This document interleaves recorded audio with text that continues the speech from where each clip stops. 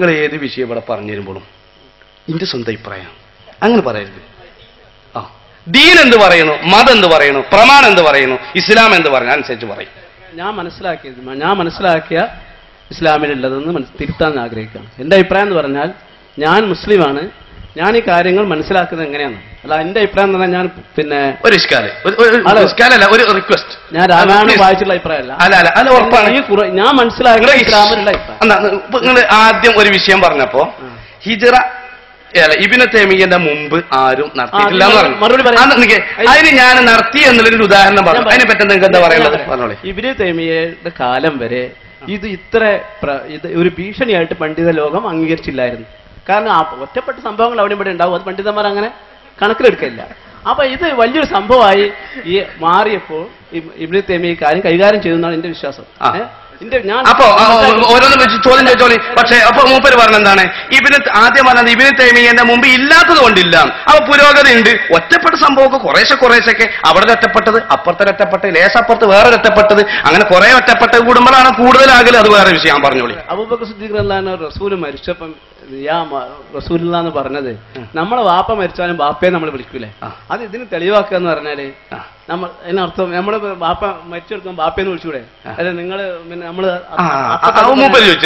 തെളിവാണ്. അതെ, വാപ്പയെന്ന് വിളിച്ചൂടെ, അത് തെളിവാണെന്നല്ല, അതും തെളിവാണെന്നാ പറയുന്നത്. കാരണം ഞാൻ അത് മാത്രം പറഞ്ഞിട്ടില്ല, ഇസ്തിഹാസം നടത്തിയെന്നല്ല. ഞാന് CP സലീം എന്ന വ്യക്തി, നിങ്ങൾ അങ്ങനെ തെറ്റിദ്ധരിക്കരുത്, ഞാൻ അതിനല്ല ഉദ്ധരിച്ചത്. CP സലീമിന്റെ ഉദാഹരണം എന്താ പറയുന്നത്, എവിടുന്ന് വന്നു നബിയേ എന്ന വിളിയിൽ സഹായം ചോദിക്കാന്നല്ല. അത് ഇസ്തിഹാസക്ക് ഉദ്ധരിച്ചതല്ല, അത് വിളിക്ക് ഉദ്ധരിച്ചതാണ്. ഇസ്തിഹാസക്ക് ഞാൻ വേറെ ഉദ്ധരിച്ചത്, അത് ഇസ്തിഹാസക്ക് ഉദ്ധരിച്ചതല്ല. പിന്നെ എന്തിനു ഉദ്ധരിച്ചതാണ്?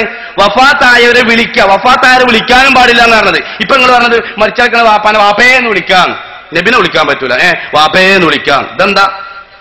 ഉമർ മൗലവിനെ വിളിക്കാം, പരശുരാമന്റേതു കഥയെങ്കിൽ തെറ്റീന കേരളം അങ്ങേയോ ഡേത് മാത്രം ഗുരു. ഗുരു എന്നുള്ളതിന്റെ അറബിയ ഷെയ്ഖ്. അപ്പൊ ഗുരു എന്ന് മലയാളത്തിൽ വിളിച്ചാല് തൗഹീദ്, ഷെയ്ഖ് എന്ന് അറബിയിൽ വിളിച്ചാൽ ശിർക്ക്. ഇതെന്താ? ഇതിനല്ലേ കിർക്ക് അറിയാം. വേറൊരു കാര്യം പറയുന്നത്, ഞാൻ പറഞ്ഞത് എന്താന്ന് പറയാം, ഞാൻ പറയുന്നത് എന്താന്ന് പറയണം. കാരണം പറഞ്ഞതല്ല പിന്നെ പറയുന്നത്. ഞാൻ ഉദ്ദേശം എന്താ വെച്ചാല് റസൂലുള്ളാഹി സ്വല്ലല്ലാഹു അലൈഹി വസല്ലം മരിച്ചു കിടക്കുമ്പോ അബൂബക്കർ സിദ്ദീഖ് യാ റസൂലുള്ളാഹി എന്ന് പറഞ്ഞത് ഈ വിളിക്കോ ഇതിനൊന്നും തെളിവല്ല. കാരണം ഒരു സാധാരണ സംഭവം, റസൂൽ അബൂബക്കർ സിദ്ദീഖായിട്ടുള്ള ബന്ധം അറിയുന്നതല്ല ആർക്കും അറിയാം. റസൂൽ മരിച്ചാൽ എത്രത്തോളം വിഷമം അബൂബക്കർ സിദ്ദീഖ് ഉണ്ടാകും. ഉമർ ഖത്താബ് എന്താ പറഞ്ഞത്, ആരാ മരിച്ചവരെ കൊല്ലും അങ്ങനെ പറഞ്ഞത്. ഉമർ ഖത്താബിന്റെ വികാരവും ഈ വിഷമം ഉണ്ടാകുമ്പോൾ ഇസ്തിഹാസം നടത്തുക കേട്ടോ.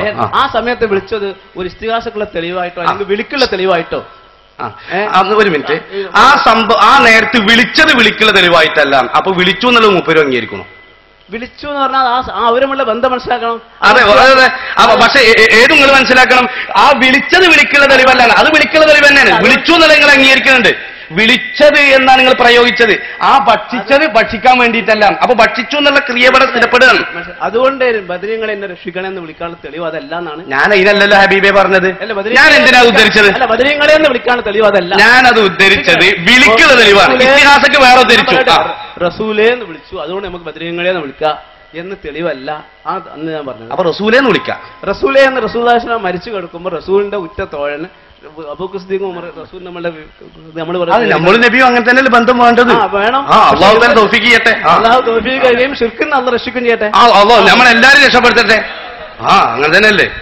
മുഹമ്മദ് നബിയോ മറ്റേതെങ്കിലും പ്രവാചകന്മാരോ തങ്ങളുടെ മുൻ കഴിഞ്ഞു പോയ പ്രവാചകന്മാരെയോ അല്ലെങ്കിൽ അവരുടെ ഹക്ക് ജാഹ് ബർക്കത്ത് മുൻനിർത്തിയോ അള്ളാഹുവോട് പ്രാർത്ഥിച്ചതായിട്ട് ഖുർആനിൽ വല്ല തെളിവുണ്ടോ, ഉദാഹരണം ഉണ്ടോ എന്ന് അറിയാനാണ്. അതൊരു സ്കാലം മറുപടി ഞാൻ പറയാം. ഖുർആൻ തന്നെ പറയാം. നമ്മൾ ഖുർആൻ മാത്രമേ അംഗീകരിക്കലുള്ളൂ. ആയിക്കോട്ടെ, ഖുർആനിലുണ്ടോന്ന് അറിയാനാണ്.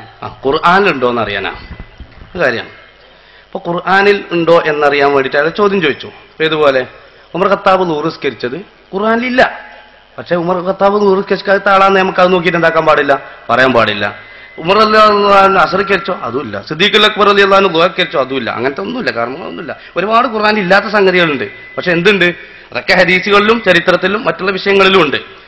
ഇനി തവസ്സുൽ എന്നുള്ള ആ വിഷയം ഖുർആനിൽ ഉണ്ടോ എന്നാണ് ചോദ്യം. ഹക്ക് ജാഹ് ബറക്കത്ത് ആ പ്രയോഗം അല്ലേ, അതുണ്ടോന്നാ ചോദ്യം. അങ്ങനെയല്ലാതെ അള്ളാഹുവോട് നേരിട്ട് പ്രാർത്ഥിച്ചതിന് അതെ, അപ്പോ അള്ളാഹുവോട് ഖുർആനിൽ ഏതൊരു പദം നോക്കിയാലും ദുആ നോക്കിയാലും റബ്ബനാ ളലംനാ അൻഫുസനാ വഇല്ലം തഗ്ഫിർ ലനാ അള്ളാഹിനോട് നേരിട്ടാണ് അല്ലേ? അതേപോലെ തന്നെ വിശുദ്ധ ഖുർആനിൽ യൂനുസ് നബി അലൈഹി സ്വലാമിന്റെ ദുആ, യൂസുഫ് നബി അലൈഹി സ്വലാമിന്റെ ദുആ, ഒരുപാട് ദുആ ഉണ്ട്. അതിലൊന്നും തവസ്സുലില്ല. എന്നാ തവസ്സുൽ നടത്താറുണ്ടോ? അത് ഖുർആനിലുണ്ടോ? ഉണ്ട്. സൂറത്തുൽ ബഖറയിൽ കാണാം വകാനു യസ്തഫ്തിഹൂന. നബി സല്ലല്ലാഹു അലൈഹി വസല്ലമ തങ്ങൾ പ്രവാചകരായി ജനിക്കുന്നതിന്റെ മുമ്പ് അവർ നബിയെ കൊണ്ട് അള്ളാഹുവോട് ചോദിച്ചിരുന്നു. സൂറത്തുൽ ബഖറയിൽ ഇത് നബിയെ കൊണ്ട് അള്ളാഹുവോട് ചോദിച്ചിരുന്നു എന്ന് മൂലരെ നിങ്ങൾ വ്യാഖ്യാനിക്കല്ലേ? ഇന്ത്യ രാജ്യമാണ്, നിങ്ങൾക്ക് വ്യാഖ്യാനിക്കാം, ശരിയാണ്. പക്ഷേ ഇത് സ്വന്തം വ്യാഖ്യാനല്ലേ അല്ല. ഈ ഹദീസ് വിശദീകരിച്ച് ഈ ആയത്ത് വിശദീകരിച്ച് അള്ളാഹുവിന്റെ റസൂല് പ്രത്യേകമായി വിശുദ്ധ ഖുർആനിന്റെ വ്യാഖ്യാനത്തിന് നിപുണത നൽകി ആശീർവദിച്ച അല്ലാഹുമ്മ അല്ലിംഹു തഫാസിറ എന്ന് പറഞ്ഞ് തലയിൽ കൈവച്ച് ആശീർവദിച്ച ഇബ്നു അബ്ബാസ് റളിയല്ലാഹു അൻഹുമ ഈ ആയത്ത് വിശദീകരിച്ച് പറയുന്നു, ഗത്ഫാൻ എന്ന് പറയുന്ന ഒരു കബീല, ആ കബീലയിൽ വളരെ വ്യക്തമായി കൊണ്ടുതന്നെ മുൻകഴിഞ്ഞ ഗ്രന്ഥങ്ങളിൽ പാണ്ഡിത്യവും അവഗാഹവുമുള്ള ആളുണ്ടായതുകൊണ്ട് ശേഷം ഒരു വിശിഷ്ട പ്രവാചകർ വരുമെന്ന് മനസ്സിലാക്കി മറ്റു വിഭാഗങ്ങൾക്കെതിരെ യുദ്ധം നടത്തുമ്പോൾ നബിയെ കൊണ്ട് തവസ്സുലാക്കിയിരുന്നു. അല്ലാഹുമ്മ ഇന്നാ നസ്അലുക ബിന്നബിയ്യില്ലദീ യുബ്അതു ഫീ ആഖിരിസ് സമാൻ. ശേഷകാലത്ത് വരുന്ന കാലത്ത് വരുന്ന പ്രവാചകരെ കൊണ്ട് അള്ളാഹുവെ ഞങ്ങളെ സഹായിക്കണേ എന്ന് അള്ളാഹുവിന്റെ റസൂല് ജനിക്കുന്നതിന്റെ മുമ്പ് തന്നെ തവസ്സുലാക്കിയിരുന്നു എന്നതാണ് ഈ ആയത്തിന്റെ തഫ്സീർ. എന്ന് ഇബ്നു കസീറിലുണ്ട്, റാസിയിലുണ്ട്, ഖുർത്തുബിയിലുണ്ട്, എല്ലാ തഫ്സീറുകളിൽ ഭൂരിഭാഗം തഫ്സീറുകളിലും ഉണ്ട്. ഞാൻ ചോദിച്ചത് നബി സല്ലല്ലാഹു അലൈഹി വസല്ലമയോ മറ്റേതെങ്കിലും പ്രവാചകന്മാരോ അങ്ങനെ ചെയ്തതായിട്ട് തെളിവുണ്ടോ എന്നാണ്. ഏതെങ്കിലും പ്രവാചകന്മാർ ചോദിച്ചതുണ്ടോ എന്നാണ് ചോദ്യം, അല്ലേ? ബഹുമാനപ്പെട്ട ആദം നബി അലൈഹി സ്വലാമിനെ സംബന്ധിച്ചുള്ളത് ഖുർആനിൽ റബ്ബനാ ളലംനാ അൻഫുസനാ എന്ന് പറഞ്ഞതാണല്ലോ. അതിന്റെ വ്യാഖ്യാനത്തിൽ തന്നെ കാണാം ആദം നബി അലൈഹി സ്വലാം അല്ലാഹുമ്മ ഇന്നാ നസ്അലുക പടച്ചവനെ, പിന്നെ റബ്ബനാ ളലംനാ അൻഫുസനാ പറ്റിപ്പോയി നബിയെ, അതുകൊണ്ട് വഗ്ഫിർ ലനാ ഞങ്ങൾക്ക് ദുആ ഇറക്കണം എന്ന ദുആഇന്റെ ശേഷം ബിഹഖി മുഹമ്മദ് സല്ലല്ലാഹു അലൈഹി വസല്ലം എന്ന് വ്യാഖ്യാനത്തിൽ കാണാം. വിശുദ്ധ ഖുർആനിൽ ശരിയാണ് ആദം നബി നസ്സായിക്കൊണ്ട് അല്ലാഹുമ്മ ബിഹഖി എന്ന് പറഞ്ഞതില്ല. ഏതുപോലെ 5 വക്ത് നിസ്കരിക്കണം എന്നുള്ളത് വ്യക്തമായിക്കൊണ്ട് ഖുർആനിൽ കാണൂല.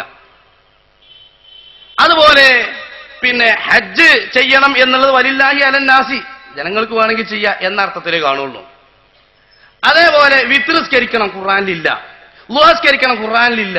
പുണ്യകർമ്മമായ ഒരുപാട് കാര്യങ്ങൾ നബി നിസ്കരിച്ചത്, നബി സല്ലല്ലാഹു അലൈഹി വസല്ലം ളുഹസ്കരിച്ചത് അടക്കം ഖുർആനിലില്ല. അസർക്കരിച്ചതില്ല, മഗ്രിബിക്കരിച്ചതില്ല, ഇശക്കരിച്ചതില്ല, സുബൈക്കരിച്ചതില്ല, ജുമഅക്കരിച്ചതില്ല. ഒരൊറ്റ കർമ്മമല്ല. ഇസ്ലാമിൽ സക്കാത്ത് കൊടുത്ത നബി സല്ലല്ലാഹു അലൈഹി വസല്ലം സക്കാത്ത് കൊടുത്തില്ല. ഖുർആനിൽ നബി ഷഹാദത്ത് കലിമ വിശ്വസിച്ചു എന്നുള്ളതില്ല. ഖുർആനിൽ തന്നെ വ്യക്തമായിക്കൊണ്ട് നോക്കുകയാണെങ്കിൽ നബി നോമ്പ് വെച്ചു എന്നുള്ളതുമില്ല. നബി സല്ലല്ലാഹു അലൈഹി വസല്ലം തങ്ങളോട് നിസ്കരിച്ചു എന്ന് പറഞ്ഞെന്നുള്ളതല്ലാതെ തഹജ്ജുദ് നിസ്കരിച്ചു എന്ന് പറയുന്നതും ഖുർആനിലില്ല. ശരിയാണ്, അതില്ല എന്നുള്ളത് കൊണ്ട് ആ സംഭവം ഇല്ല എന്ന് വരൂല. ഖുർആനിൽ വ്യക്തമായിട്ട് ഇത്തരം കർമ്മങ്ങളെ കൊണ്ടുള്ള പരാമർശം ഇല്ല എന്നുള്ളത് കൊണ്ട് അവർ ചെയ്തിട്ടില്ല എന്ന് വരൂല. നേരെ മറിച്ച് അടുത്ത പ്രമാണങ്ങൾ എടുത്തു നോക്കിയാൽ ഖുർആനിന്റെ തൊട്ടടുത്ത നെക്സ്റ്റ് പ്രമാണമായ ഹദീസ് എടുത്തു പ്രമാണം ഉണ്ട് താനും. അപ്പൊ വിശുദ്ധ ഖുർആനുണ്ടോ എന്ന് വെച്ചാൽ ഇപ്പോ നിങ്ങൾ ഇന്ന ആളുടെ മകനാണ് ഖുർആനിൽ കാണൂല. അതുപോലെ തന്നെ സഹാബത്തിന്റെ നിസ്കരിച്ച് ഖുർആനിൽ കാണൂല. നബി ളുഹർ അസർ മഗ്രിബ് ഒരൊറ്റ ഇസ്ലാംകാർ 5 നടത്തിയത് ഒറ്റ ഒന്ന് നബി ചെയ്ത് ഖുർആനിലില്ല. അതിനർത്ഥം അത് നടത്തിയിട്ടില്ല എന്നുള്ളതല്ല. അപ്പൊ അതിന്റെ അടുത്ത പ്രമാണം നോക്കണം എന്ന് അതുകൊണ്ടാണ് പറയാൻ കാരണം. ഞാൻ മാസൂം കോടമ്പാടിലാണ്. സ്ത്രീകൾക്ക് നമസ്കാരത്തിന് വീടാണ് ഉത്തമം. നബി സല്ലല്ലാഹു അലൈഹി വസല്ലം ഭാര്യമാർ ആരും പള്ളിയിൽ പോയതിന് ഒരു തെളിവുമില്ല. അത് ഞാൻ അംഗീകരിച്ച്. സ്ത്രീകൾക്ക് മദ്രസയിൽ പോയി അന്യ പുരുഷന്മാരെ ഇമാമാക്കിക്കാണ്ട് നമസ്കാരം പാടുണ്ടോ? നബിന്റെ ഭാര്യമാർ ആരെങ്കിലും അങ്ങനെ ചെയ്തോണോ? അദ്ദേഹം എന്താ പേര്? ഞാന് ഒരു സുന്നിയാണ്. വെറും 5ാം ക്ലാസ് വരെ മദ്രസ പോയിട്ടുള്ള ഒരു ജമാഅത്തോ സുന്ന പിന്നെ മുജാഹിദോ അല്ല. അതുകൊണ്ട് അവരെ ബുക്കിലത്തെ തെളിവും ഒന്നും വേണ്ട. ഒന്നോട്ട് പറയണില്ല. എന്നാ പോരെ, നിങ്ങൾ കിതാബ് തന്നെ പറഞ്ഞുതരാം ആണല്ലോ. പക്ഷെ തെളിവ് പറയുമ്പോൾ ഇന്ത്യ രാജ്യം നോക്കരുത്, സ്വാതന്ത്ര്യം നോക്കരുത്, മതം നോക്കുക. അദ്ദേഹം ചോദിച്ചത്, പറഞ്ഞത് സ്ത്രീകൾക്ക് വീടാണ് ഉത്തമം, അംഗീകരിക്കുന്നുണ്ട്. അതുപോലെ മതപഠനങ്ങൾക്ക് പോവാം, അംഗീകരിക്കുന്നുണ്ട്, ഒക്കെ ശരിയാണ്. ഈ തറാവീഹുകൾക്ക് വേണ്ടിയിട്ട് ചില മദ്രസകളൊക്കെ കേന്ദ്രീകരിച്ച്, ഇവിടെ ഉണ്ടോ അറിയില്ല, ചില ഭാഗങ്ങളിലൊക്കെ ഒറ്റയും തെറ്റായിട്ട് പോകുന്നുണ്ട്. അങ്ങനെ പോയി ഒരുമിച്ച് കൂടാൻ പറ്റുമോ എന്നുള്ളതാണ് ചോദ്യം. അതിന് മറുപടി, നബി സല്ലല്ലാഹു അലൈഹി വസല്ലം ബുയൂത്തുഹുന്ന ഖൈറുൽ ലഹുന്ന, വീടാണ് ഉത്തമം എന്ന് പറഞ്ഞിട്ടുണ്ടെങ്കിൽ ആ ഒരു വിഷയത്തിന് പോകൽ ഉത്തമം അല്ല. മദ്രസയിൽ വെച്ചുകൊണ്ട് തറാവീഹ് നിസ്കരിക്കുക, അത് ഇങ്ങനെ അന്യപുരുഷനെ ഇമാമത്ത് നിർത്തിയിട്ട് ഇതുപോലെ തറാവീഹിന് വേണ്ടിയിട്ട് സ്വന്തം വീട്ടിൽ നിന്ന് പുറത്തിറങ്ങുക എന്നുള്ളത് പ്രോത്സാഹനജനകമേ അല്ല. ഇത് ബഹുമാനപ്പെട്ട അല്ലാമ അഹ്മദുൽ മൻസരി റളിയല്ലാഹു അൻഹു, അവിടുത്തെ ഹിജറ 934 വഫാത്തായ മഹാന, 914 ബഹുമാനപ്പെട്ടവരുടെ കിതാബുൽ മിഅ്യാർ എന്ന ഗ്രന്ഥത്തിൽ വളരെ വ്യക്തമായിക്കൊണ്ട് തന്നെ രേഖപ്പെടുത്തിയിട്ടും ഉണ്ട്. അപരിഷ്കാരം തറാവീഹിനെ സംബന്ധിച്ച് ഉമർ റളിയല്ലാഹു അൻഹു, ഉബയ്യ് ഇബ്നു കഅബ് റളിയല്ലാഹു അൻഹുവിന്റെ നേതൃത്വത്തിലും സ്ത്രീകളെ തമീമുദ്ദാരി റളിയല്ലാഹു അൻഹുവിന്റെ നേതൃത്വത്തിലും ഒരുമിച്ച് കൂട്ടിയെന്നില്ലേ? വ്യവസ്ഥാപിതമായി ഈ രൂപത്തിലുള്ള തറാവീഹിന്റെ ഘടനയും രൂപവും ഭാവവും സാർവത്രികമായി അറിയാനുള്ള സാഹചര്യം കുറഞ്ഞതുകൊണ്ട് അത് പഠിക്കുക എന്ന ഉദ്ദേശത്തിന് വേണ്ടിയായിരുന്നു അത്. പിന്നീട് അത് നിർത്തൽ ചെയ്തിട്ടുണ്ട് എന്നും ബഹുമാനപ്പെട്ട അഹ്മദുൽ മൻസരി തങ്ങൾ പറഞ്ഞിട്ടുണ്ട്. ആകയാൽ സ്ത്രീകൾക്ക് വീടാണ് ഉത്തമം എന്ന് പറഞ്ഞ ആ ഉത്തമത്തിന് എതിര് തന്നെയാണ് ഇത് എന്ന് ഉണർത്തുകയാണ്. മയ്യത്തിന്റെ പേരിൽ 70,000 വട്ടം ദിക്ർ ചൊല്ലൽ, ഇതിന്റെ വിധി എന്താണ്? ഇതിന് വല്ല ഹദീസും ഉണ്ടോ? 70,000 പ്രാവശ്യം മയ്യത്തിന്റെ പേരിൽ ദിക്ർ ചെല്ലാറുണ്ട് സാധാരണ സുന്നികൾ അങ്ങനെ ചെയ്യാറുണ്ട്. അതിന് വല്ല ഹദീസും തെളിവുണ്ടോ എന്നാണ് ചോദ്യം. അതിന്റെ മറുപടി, 70,000 പ്രാവശ്യം ദിക്ർ ചെല്ലുന്നതിനെ കുറിച്ച് മഹാനായ ഷെയ്ഖ് മുഹിയുദ്ദീൻ ഇബ്നുൽ അറബി റളിയല്ലാഹു അൻഹു അദ്ദേഹം വിശദീകരിക്കുന്ന ഒരു സംഭവമാണ് പണ്ഡിതന്മാർ അതിന് രേഖ ആയിട്ട് ഉദ്ദേശിക്കുന്നത്. അങ്ങനെ 70,000 ദിക്റുകൾ ചൊല്ലിയാൽ അതിന്റെ പ്രതിഫലം മയ്യത്തിന് കിട്ടുമെന്നത് സ്വഹീഹായ വല്ല ഹദീസിലും വന്നിട്ടുണ്ടോ എന്ന ചോദ്യത്തിന് അത് ഹദീസ് സ്വഹീഹും ലഈഫും അല്ല എന്നാണ് പണ്ഡിതന്മാർ പറഞ്ഞിട്ടുള്ളത്. പക്ഷെ പൂർവ്വകാല പണ്ഡിതന്മാരൊക്കെ അങ്ങനെ ചെയ്തു വന്ന ഒരു സംഭവം അതിന് തെളിവുണ്ട്. അതിന്റെ അടിസ്ഥാനത്തിലാണ് ചെയ്യുന്നത്. ആ സംഭവം ഞാൻ വിശദീകരിക്കും. മഹാനായ ഷെയ്ഖ് മുഹിയുദ്ദീൻ ഇബ്നുൽ അറബി റളിയല്ലാഹു അൻഹു പറയുന്നു, ഇന്നഹു ബലഗനി അനിൻ നബിയ്യി സ്വല്ലല്ലാഹു അലൈഹി വസല്ലം, നബി സല്ലല്ലാഹു അലൈഹി വസല്ലമ തങ്ങളിൽ നിന്ന് എനിക്കെത്തി, അന്ന മൻകാന ലാ ഇലാഹ ഇല്ലല്ലാഹ്, ലാ ഇലാഹ ഇല്ലല്ലാഹ് എന്ന് ഒരാൾ പറഞ്ഞാൽ 70,000 പ്രാവശ്യം ഉഫിറ ലഹു, എന്നാൽ അവനിക്ക് പൊറുക്കപ്പെടും എന്ന് നബി സല്ലല്ലാഹു അലൈഹി വസല്ലമ തങ്ങൾ പറഞ്ഞതായി എനിക്ക് വിവരം കിട്ടി. അപ്പൊ അങ്ങനെ ഒരു ഹദീസ് ഉണ്ട് എന്നാ പറയുന്നു. ഒമൻ കീല ലഹു, ഒരാൾക്ക് വേണ്ടി പറയപ്പെട്ടു. നേരത്തെ പറഞ്ഞ ഒരാൾ പറഞ്ഞു, അവൻ പറഞ്ഞ അവന് കിട്ടും എന്നാ പറഞ്ഞു. ഇനി മറ്റൊരാൾക്ക് വേണ്ടി വേറുള്ളവർ പറഞ്ഞു, എന്നാലും ഉഫിറ ലഹു ഐലൻ, ഇങ്ങനെ കിട്ടും എന്നൊരു ഹദീസ് നബി സല്ലല്ലാഹു അലൈഹി വസല്ലമ തങ്ങളിൽ നിന്ന് ഉദ്ധരിക്കപ്പെടുന്നതായി എനിക്ക് കിട്ടിയിട്ടുണ്ട്. പക്ഷെ ഈ ഹദീസ് പ്രബലമാണോ അല്ലേ എന്ന് ഞാനൊരു പരിശോധന നടത്തി എന്നാണ് അദ്ദേഹം പറയുന്നത്. ഫകുന്തു ദക്കർതു തഹ്ലീലത ബിൽ അദദിൽ മർവിയ്യി, 70,000 എന്നാണല്ലോ ഉദ്ദേശിക്കപ്പെട്ടത്. അങ്ങനെ 70,000 പ്രാവശ്യം ലാ ഇലാഹ ഇല്ലല്ലാഹ് ഞാൻ ചൊല്ലിവെച്ചു. മിൻ ഐരിയൻ അൻബിയലി അഹദിൻ ബിൽ ഖുസൂസ്, ഇത് ഇന്ന ആൾക്കാണ് എന്ന് കരുതിയിൽ അഡ്വാൻസ് ആയിട്ട് അവിടെ ചൊല്ലിവെച്ചു. ബൽ അലൽ വജ്ഹിൽ ഇജ്മാലിഹി, അങ്ങനെ ഫഹലർതു തുആമൻ, ഞാൻ സദ്യയിൽ പങ്കെടുത്തു. മഅവലിൽ അസ്ഹാബ്, എന്റെ കൂട്ടുകാരൊന്നിച്ച്. വഫീഹിം ഷാബുൻ, ഈ കൂട്ടുകാരിൽ ഒരു യുവാവുണ്ട്. മശ്ഹൂറും ബിൽ കശ്ഫി, ഇദ്ദേഹം കശ്ഫ് ഉണ്ടാകുന്ന ആളാണ്. കശ്ഫ് എന്ന് പറഞ്ഞാൽ ലോഹുൽ മഹ്ഫൂദിലും മറ്റുമൊക്കെ നോക്കിയിട്ട് ചില വിഷയങ്ങൾ ഇങ്ങനെ പറയാൻ കഴിയുന്ന ഔലിയാക്കൾക്ക് ഉണ്ടാകുന്ന ഒരു പ്രത്യേകമായ ഇൽമാണ് കശ്ഫ് എന്ന് പറഞ്ഞത്. ഇങ്ങനെ കശ്ഫുള്ള ആളാണ് എന്ന് പറയപ്പെടുന്ന ഒരാളും ഈ കൂട്ടത്തിലുണ്ടായിരുന്നു. ഫൈദാ ഹുവ ഫീ അസ്നായിൽ അക്ലി, ഭക്ഷണം കഴിക്കുന്നതിനിടയിൽ അൽഹറൽ ബുക്കാ, ഈ കശ്ഫുള്ള ഈ വലിയ കരഞ്ഞു. ഫസഅൽതുഹു അനി സബബി, ഞാൻ കാരണം അന്വേഷിച്ചു, എന്താ നിങ്ങൾ കരയുന്നത്? ഫഖാല അറാ ഉമ്മി ഫിൽ അദാബ്, എന്റെ ഉമ്മയെ അതാ ഞാൻ ഇങ്ങനെ ശിക്ഷ അനുഭവിക്കുന്നതായി കാണുന്നു. ഇയാളെ നോക്കിക്കണ്ടു. ഇതിനെ കശ്ഫ് എന്ന് പറയാം. ഫവഹബ്തു ഫീ ബത്നി, അപ്പൊ ഞാൻ 70,000 പ്രാവശ്യം ഇങ്ങനെ തഹ്ലീൽ ചൊല്ലി വെച്ചിട്ടുണ്ടല്ലോ, അത് ഞാൻ അങ്ങോട്ട് ദാനം ചെയ്തു. സവാബത്ത് തഹ്ലീലെത്തി, ആ തഹ്ലീലിന്റെ പ്രതിഫലം ലഹാ, ഈ ഉമ്മക്ക്, ആരെ? ഈ വ്യക്തിയുടെ ഉമ്മക്ക് ഞാൻ ദാനം ചെയ്തു 70,000 തഹ്ലീൽ. ഫലഹിക്ക, കുറച്ചു കഴിഞ്ഞപ്പോൾ ഈ കരഞ്ഞ വ്യക്തി ചിരിച്ചു. വഖാല, എന്നിട്ട് ഇദ്ദേഹം പറഞ്ഞു, ഇന്നി അറാഹല്ലാന ഫീ ഹുസ്നിൽ മആബ്, ഇപ്പൊ നല്ല അവസ്ഥയിലാണ് ഞാൻ കാണുന്നത് എന്ന് ഈ വ്യക്തി രണ്ടാമത് പറഞ്ഞു. അങ്ങനെ കാല ഷെയ്ഖ് ഇബ്നുൽ അറബി പറയുന്നു, ഫഅറഫ്തു, അപ്പോൾ എനിക്ക് മനസ്സിലായി, സിഹ്ഹത്തുൽ ഹദീസി, 70,000 തഹ്ലീൽ ചൊല്ലിയാൽ പൊറുക്കപ്പെടുമെന്ന ഹദീസ് പ്രബലമാണെന്ന് എനിക്ക് മനസ്സിലായി. ബിസിഹ്ഹത്തി കശ്ഫിഹി, ഇദ്ദേഹത്തിന്റെ കശ്ഫ് ശരിയായതുകൊണ്ട് എന്ന് ഇബ്നുൽ അറബി പറഞ്ഞതായി മുല്ല അലിയുൽ ഖാരി മിർഖാത്തുൽ മഫാത്തീഹിന്റെ 2ാം വാള്യം 102ാമത്തെ പേജിൽ പറയുന്നുണ്ട്. എന്താണ് ഇപ്പൊ പറഞ്ഞത്? 70,000 പ്രാവശ്യം തഹ്ലീൽ ചൊല്ലിയാൽ പൊറുക്കപ്പെടുമെന്ന് നബി സല്ലല്ലാഹു അലൈഹി വസല്ലമ തങ്ങൾ പറഞ്ഞതായി എനിക്ക് ഹദീസ് കിട്ടുന്നുണ്ട്. ഈ ഹദീസ് പ്രബലമാണോ അല്ലേ എന്ന് എനിക്ക് മനസ്സിലായിട്ടില്ല. അങ്ങനെ ഇതിന് ഞാനൊരു പരിശോധന നടത്തി. അപ്പൊ ഇങ്ങനെ കശ്ഫുള്ള ആള് ആദ്യം ഉമ്മയെ അദാബിൽ കണ്ടു. ആരും അറിയാതെ ഞാൻ ചൊല്ലിവെച്ച 70,000 ആ ഉമ്മക്ക് കൊടുത്തപ്പോൾ പിന്നീട് ഈ അദാബ് നീങ്ങിയതായിട്ടും കണ്ടപ്പോ ഇങ്ങനെ ചൊല്ലിയാൽ അത് ശരിയാണെന്നും ഈ ഹദീസ് ശരിയാണെന്നും എനിക്ക് ബോധ്യപ്പെട്ടു എന്നാണ് മഹാനായ ഷെയ്ഖ് മുഹയ്യിദ്ദീൻ ഇബ്നുൽ അറബി റളിയല്ലാഹു അൻഹു പറഞ്ഞതായി മിർഖാത്തുൽ മഫാത്തീഹിൽ ഉദ്ധരിച്ചിട്ടുണ്ട്. എന്നാൽ ഇനി പുത്തൻ പ്രസ്ഥാനക്കാര് തന്നെ സർവവിശ്വവിജ്ഞാന കോശം എന്നൊക്കെ പറഞ്ഞ ഇബ്നു തൈമിയ്യയുടെ മജ്മൂഉ ഫത്താവ എന്ന ഗ്രന്ഥമാണ് എന്റെ കയ്യിലുള്ളത്.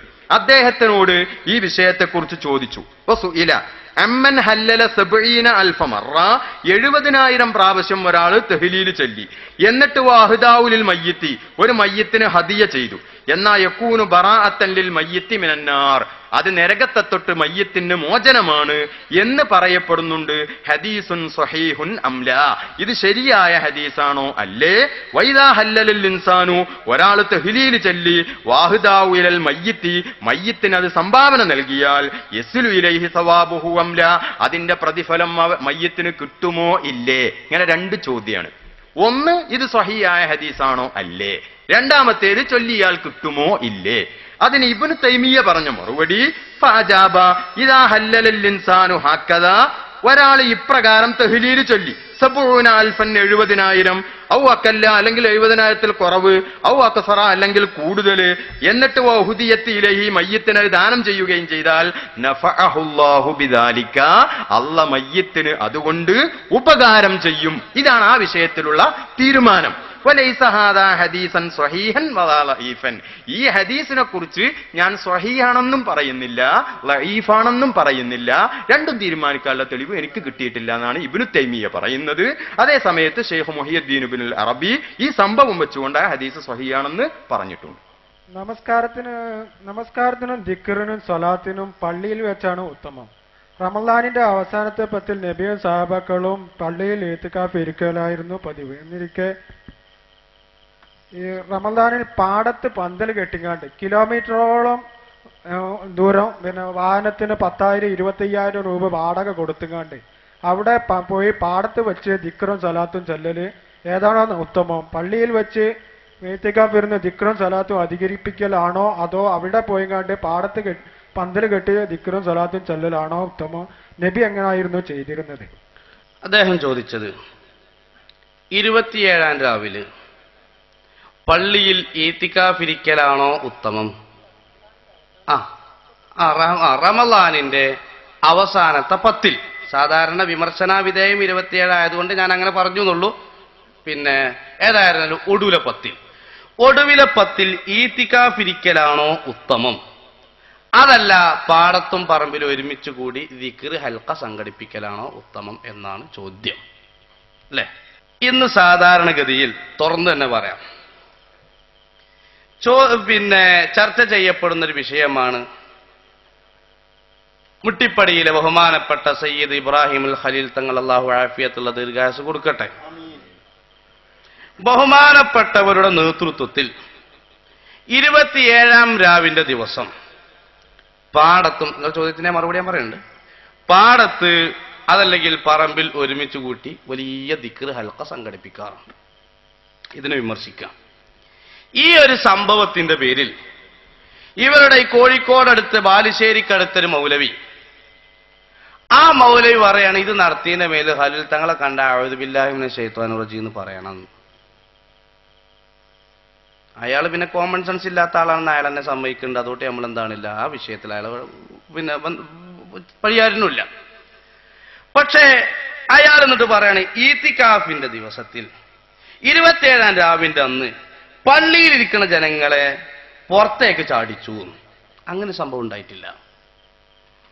27-ാം രാവിന്റെ ദിവസത്തിൽ എന്നല്ല ഒടുവിലെ 10-ൽ ഏറ്റവും പുണ്യകർമ്മമായത് ഈത്തിക്കാഫാണ് എന്നതിൽ തർക്കമില്ല. നിങ്ങൾക്ക് അതല്ലേ കണ്ട് ഏറ്റവും പുണ്യം എന്താണ്? ഈത്തിക്കാഫാണ്. ഈ ഈത്തിക്കാഫിന്റെ വിഷയം കണ്ടിന്യൂ ആയിട്ടും അല്ലാതെയും 2 രൂപമുണ്ട്. മുത്തതാബിയായ ഈത്തിക്കാഫ്, മുൻകത്തിയായ ഈത്തിക്കാഫ്. ഒരാൾ തീരുമാനിക്കാൻ ഒടുവിലെ 10 മുഴുവനും ഞാൻ ഈത്തിക്കാഫിരിക്കും.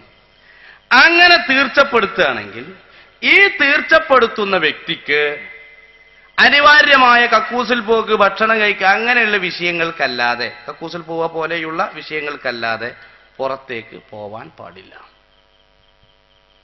അല്ലാത്തതാണെങ്കിലോ ഒടുവിലെ 10-ൽ കുറച്ചൊക്കെ ഈത്തിക്കാഫിരിക്കുന്നതാണെങ്കിൽ പോകാൻ പോവാതിരിക്കുക എന്തും ചെയ്യാം. ഏതായിരുന്നാലും ഈ സമയത്ത് ഈത്തിക്കാഫിരിക്കൽ പുണ്യകർമ്മമാണ്, അതിൽ തർക്കമല്ല. ഇത് മുജാഹിദുകൾ വിമർശിക്കാറുണ്ട്, പാടത്തേക്കാക്കി അങ്ങനെ എങ്ങനെയാണ്. കഴിഞ്ഞ 27-ാം രാവിലെ അന്ന് എനിക്ക് കൊടുങ്ങല്ലൂരാണ് പരിപാടി, വയല്. ഞാൻ അതിന് പോകുന്ന സമയത്ത് മൂത്രം ഒഴിക്കാൻ ഒരു പള്ളി കയറി. മുജാഹിദിന്റെ പള്ളിയിൽ ഒഴിക്കാനല്ലേ, അതിന്റെ മൂത്രപ്പരയിൽ ഒഴിക്കാൻ. ഇനി നാളെ അത് ക്ലിപ്പ് ഉണ്ടാക്കി പറയാൻ നിൽക്കണ്ട. അപ്പൊ മൂത്രം ഒഴിക്കാൻ വേണ്ടി അവിടെ കയറി. ഞാനിങ്ങനെ പള്ളിക്ക് ഇങ്ങനെ എത്തി നോക്കി. ഇവര് ഈ 27-ാം രാവിലെ സലാത്തിനൊക്കെ ഭയങ്കരമായിട്ട് പറയുന്ന ആൾക്കാരല്ലേ. പള്ളിക്ക് ഇങ്ങനെ എത്തി നോക്കിയപ്പോ കണ്ടത് ആകെ ഒരു പൂച്ചനെ. മൗലവി കോലം മാറിയത് എനിക്കറിയില്ല. അപ്പൊ ഏതായിരുന്നാലും അങ്ങനെ ഓലോ നടത്തലില്ല. ഒരു വയറിലെറിഞ്ഞ് നടക്കലാണ്. ഈ ചോദിച്ച ആള് ഈത്തിക്കാഫ് അറിയാൻ അറിയില്ല ഹബീബിന്. അപ്പൊ അല്ല ഇയാൾക്കല്ലേ ഞാനതൊക്കെ. അപ്പൊ ചുരുക്കി പറഞ്ഞാൽ ഈ ഈത്തിക്കാഫിന്റെ വിഷയം അങ്ങനെയാണ്. അപ്പൊ ഈത്തിക്കാഫ് ഇരിക്കുക എന്നുള്ള പുണ്യകർമ്മം, ആ പുണ്യകർമ്മമായിട്ട് ബന്ധപ്പെടാനുള്ള മാനസികാവസ്ഥ ഇല്ലാതിരിക്കുകയോ സാഹചര്യം അനുവദിക്കാതിരിക്കുകയോ അല്ലെ കണ്ടിന്യൂ ആയിട്ട് ഈത്തിക്കാഫ് ഇരിക്കാൻ ഉദ്ദേശിക്കാതിരിക്കുകയോ ചെയ്യുന്ന വ്യക്തി, ആ വ്യക്തി മറ്റൊരു ഹൈറായ മേഖല അന്വേഷിക്കുക. ആ ഹൈറായ മേഖല ഏതാണ്? ഇപ്പൊ ദിക്ർ ഹൽഖ, ദിക്റിന്റെ മജ്ലിസ്. ഇന്നലില്ലാഹി മലായികത്തൻ സയ്യാഹീന, അള്ളാഹുവിന് ഒരുപാട് മലക്കുകളുണ്ട്. യൽതമിസൂന മജാലിസ ദിക്രി, ദിക്റിന്റെ മജ്ലിസ് അന്വേഷിച്ച് നടക്കുന്നത്. ഇല്ല ഇതാക്കാൻ ഫി എന്ത് 27-ാം രാവി അങ്ങനെ അന്വേഷിച്ചില്ല. 27-ാം രാവിലായാലും ഒഴികെയില്ല. അപ്പൊ ദിക്ർ മജ്ലിസ് എവിടെ ഉണ്ടോ അവിടെയൊക്കെ മലക്കുകളുണ്ട്. ഈ മലക്കുകൾ സംബന്ധിക്കുന്നതാണ് ദിക്ർ ഹൽഖ എന്ന് പറയുന്നത്. അപ്പൊ അത്തരം വിഷയങ്ങൾക്ക് പോകുന്നത് ഹറാമാണ് എന്നോ കറാഹത്താണ് എന്നോ പറയാൻ പാടില്ല. ഏറ്റവും ഉത്തമമായ ഈത്തിക്കാഫ് ഇരിക്കാനുള്ള സാഹചര്യമില്ലെങ്കിൽ, അതിന് ഉദ്ദേശിക്കുന്നില്ലെങ്കിൽ ഇത്തരം മജ്ലിസുകളിൽ പോകുന്നതിന് ഒരു വിരോധമില്ല. മാത്രമല്ല അത് പുണ്യകർമ്മമാണ്. കാരണം അവിടെ നടക്കണം എന്തിനാണ്? അവിടെ വിളിച്ചുകാണ് മുജാഹിദീങ്ങൾ ചങ്ങനംകുളത്ത് കൊണ്ടുപോയിട്ട് അങ്ങോട്ടും ഇങ്ങോട്ടും ആണും പെണ്ണും കലർന്ന പോലെ കലരാനല്ല. അതല്ലെങ്കിലോ അവിടെ പോയി കൂക്കി ആർക്കാനും അല്ല. അതല്ലെങ്കിലോ അവിടെ പോയി പാട്ട് വെക്കാനും അല്ല. പിന്നെ എന്തിനാ അവിടെ പോണത്? സെൽഫി ഫെസ്റ്റ് നടത്താനും അല്ല. പിന്നെ എന്തിനാ അവിടെ പോണത്? യസ്തഗ്ഫിറുല്ലാഹ് എന്ന് പറയാനാണ്. ഒറ്റക്കൊരു ഭാഗത്ത് ഇങ്ങനെ ഇപ്പൊ 27-ാമനാകെ നടക്കൽ എന്താണ്? തൗബ, ഇസ്തിഗ്ഫാർ, അന്നാരിയ സ്വലാത്ത്, അല്ലാത്ത സ്വലാത്ത്, അങ്ങനെ കുറേ കാര്യങ്ങൾ മണിക്കൂറുകളോളം ഒറ്റക്കൊരു ഹബീബ് സ്ഥലത്തിരുന്നിട്ട് ഞാൻ ചെല്ലട്ടെ എന്നുള്ള നിലക്ക് പള്ളിക്ക് അങ്ങനെ കുത്തിരുന്നിട്ട് അസ്തഗ്ഫിറുല്ലാഹ് 11-ാമത്തെ തല തൂങ്ങൽ തുടങ്ങും അല്ലേ? അത് മനുഷ്യനെന്താണ്? ഇന്നമാ യഖുദു ശൈത്വാനു അൽ ഫദ, ഈ ശൈത്താൻ ഒറ്റപ്പെട്ട ആൾക്കാരെ തീർപ്പിച്ചാൻ നോക്കുന്നതാണ്. അപ്പൊ അങ്ങനെ ഉണ്ടാകുമ്പോ ആൾക്കാരെ കൂട്ടം കൂടുമ്പോ എന്തായി? ഉമുൽ ഖൗമു ലാ യസ്ഖാ ജലീസുഹും, അങ്ങനെ ഒരുമിച്ച് കൂടി ദിക്റിൽ സാഹചര്യം ഉണ്ടാകുകയാണെങ്കിൽ അത് ഖൈർ തന്നെയാണ്, അതിന് കുഴപ്പമൊന്നുമില്ല എന്ന് സാന്ദർഭികമായി ഉണർത്തുന്നു. ഹറാമാണ് എന്ന വിധി പറയാൻ പാടില്ല, അങ്ങനെയുള്ള വിഷയം പറയാൻ പാടില്ല. ഈത്തിക്കാഫ് ഇരിക്കലാണ് ഏറ്റവും ഉത്തമം. അതാണോ അല്ലേന്ന് ഉത്തമം അത് തന്നെയാണ്. ആ ഉത്തമമായ വിഷയത്തിന് മുതിരുന്നില്ലെങ്കിൽ ഇപ്പുറത്തും ഹൈറായ കാര്യങ്ങൾ നടത്തുന്നതിന് വിരോധം ഇല്ല എന്നാണ് പറഞ്ഞതിന്റെ അർത്ഥം. ഇതേ രീതിയിൽ ഏതെങ്കിലും ഒരു നബിമാരോ സാഹബക്കൾ അങ്ങനെ ഒരു ഹൈറായ കാര്യം ഈ രീതിയിൽ നടത്തിയാണ്. ഏതെങ്കിലും ഒരു നബിമാരെന്ന് വെച്ചാൽ മുത്തുനബിക്കുള്ളതാണ് ഈത്തിക്കാഫ്, മുമ്പുള്ള നബിമാർക്ക് ഈത്തിക്കാഫില്ല. പിന്നെ അങ്ങനെ ആരെങ്കിലും നടത്തിയാണ് അതിന്റെ സാഹബക്കളോ? അതൊരു ചോദ്യമാണ്. അപ്പോ ഈ രൂപത്തിലുള്ള സംഭവം സഹാബത്തെ കിറാം ഈ 27 ഒടുവിലെ 10 അങ്ങനെ നടത്തിയിട്ടുണ്ടോ എന്നാണ്. അഥവാ അവരെ ചര്യ എന്തായിരുന്നു എന്നാണ്. മദീന പള്ളി വിശാലമാണ്.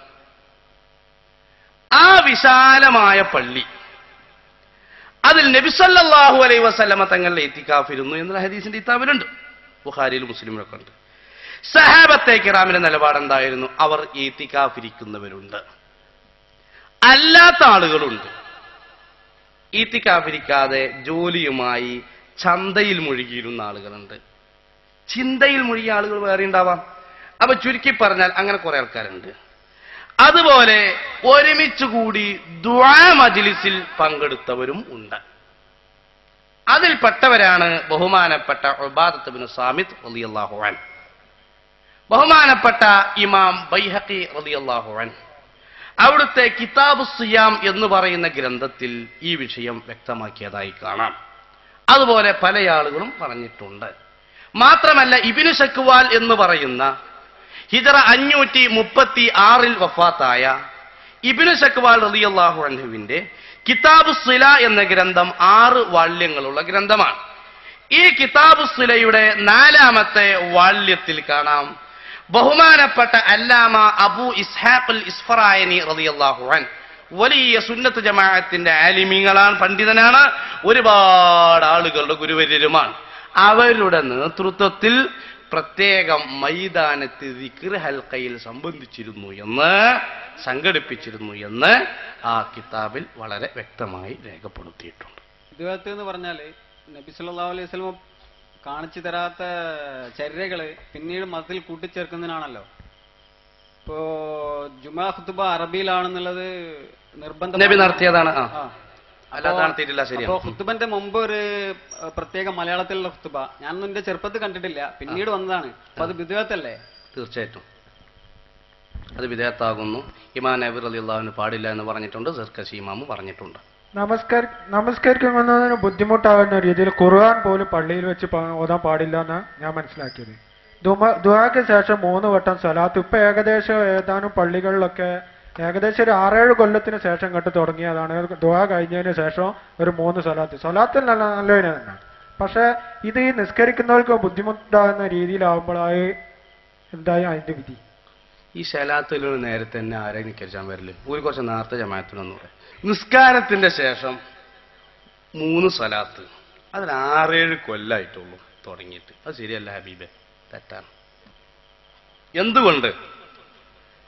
നിസ്കാരത്തിന്റെ ശേഷം 3 സ്വലാത്ത് ചെല്ലുക എന്നത് ഇബ്നുൽ ഖയ്യിം തന്റെ ജലാഉൽ ഇഫ്ഹാം എന്ന ഗ്രന്ഥത്തിൽ, ഇമാം സഹാബി തന്റെ അൽ ഖൗലുൽ ബദിഈ എന്ന ഗ്രന്ഥത്തിൽ, ഇമാം ഖസ്തലാനി തങ്ങൾ അൽ മസാലിക്കുൽ ഹുനഫ എന്ന ഗ്രന്ഥത്തിൽ, അബു അലിയുൽ ഗംറാനി തന്റെ ഇത്ഖാനുസ് സുൻആ എന്ന ഗ്രന്ഥത്തിൽ, ആ കിതാബുകളിലൊക്കെ ഉണ്ട്.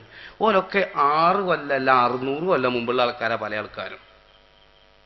അപ്പൊ 600 കൊല്ലം മുമ്പ് തന്നെ ഉള്ളത് നിങ്ങൾ 6 കൊല്ലായി പറയരുത്. 60 ആണെങ്കിൽ സമാധാനം ഉണ്ടായിരുന്നു. 600 എത്ര സെഞ്ചുറികളാണ് നിങ്ങളൊന്ന് ആലോചിച്ച് നോക്കി. അപ്പൊ ശരിയല്ല.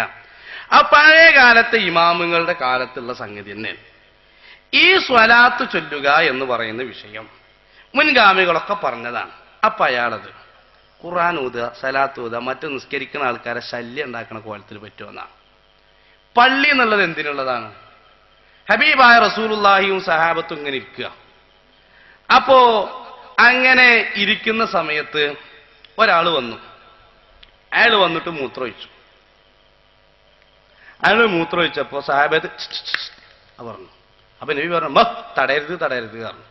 അതിന്റെ അർത്ഥം പള്ളി പാത്താന്നല്ല. അപ്പൊ പെണ്ണുങ്ങളെ പള്ളിയത്തോട് തടയരുത് എന്ന് പറഞ്ഞാൽ പോകാന്നുള്ള തെളിവ് വിളിക്കുന്ന ആൾക്കാരോടെ പറയുന്നത്. തടയരുത് എന്ന് പറഞ്ഞു. അതായത് മൂത്രം മുറിഞ്ഞു പോകുക, വിഷമാവും, ചിലപ്പോൾ ആപ്പാട് വിഷയമാണ്. അങ്ങനെ കയ്യോളം മൂത്രമൊഴിച്ചു. പിന്നെ നബി സല്ലല്ലാഹു അലൈഹി വസല്ലമ തങ്ങൾ ഒരു ദൽവ് കൊണ്ടുവന്ന് ബക്കറ്റ് വെള്ളം കൊണ്ടുവന്ന് അയിമൊഴിച്ചും ചെയ്തു.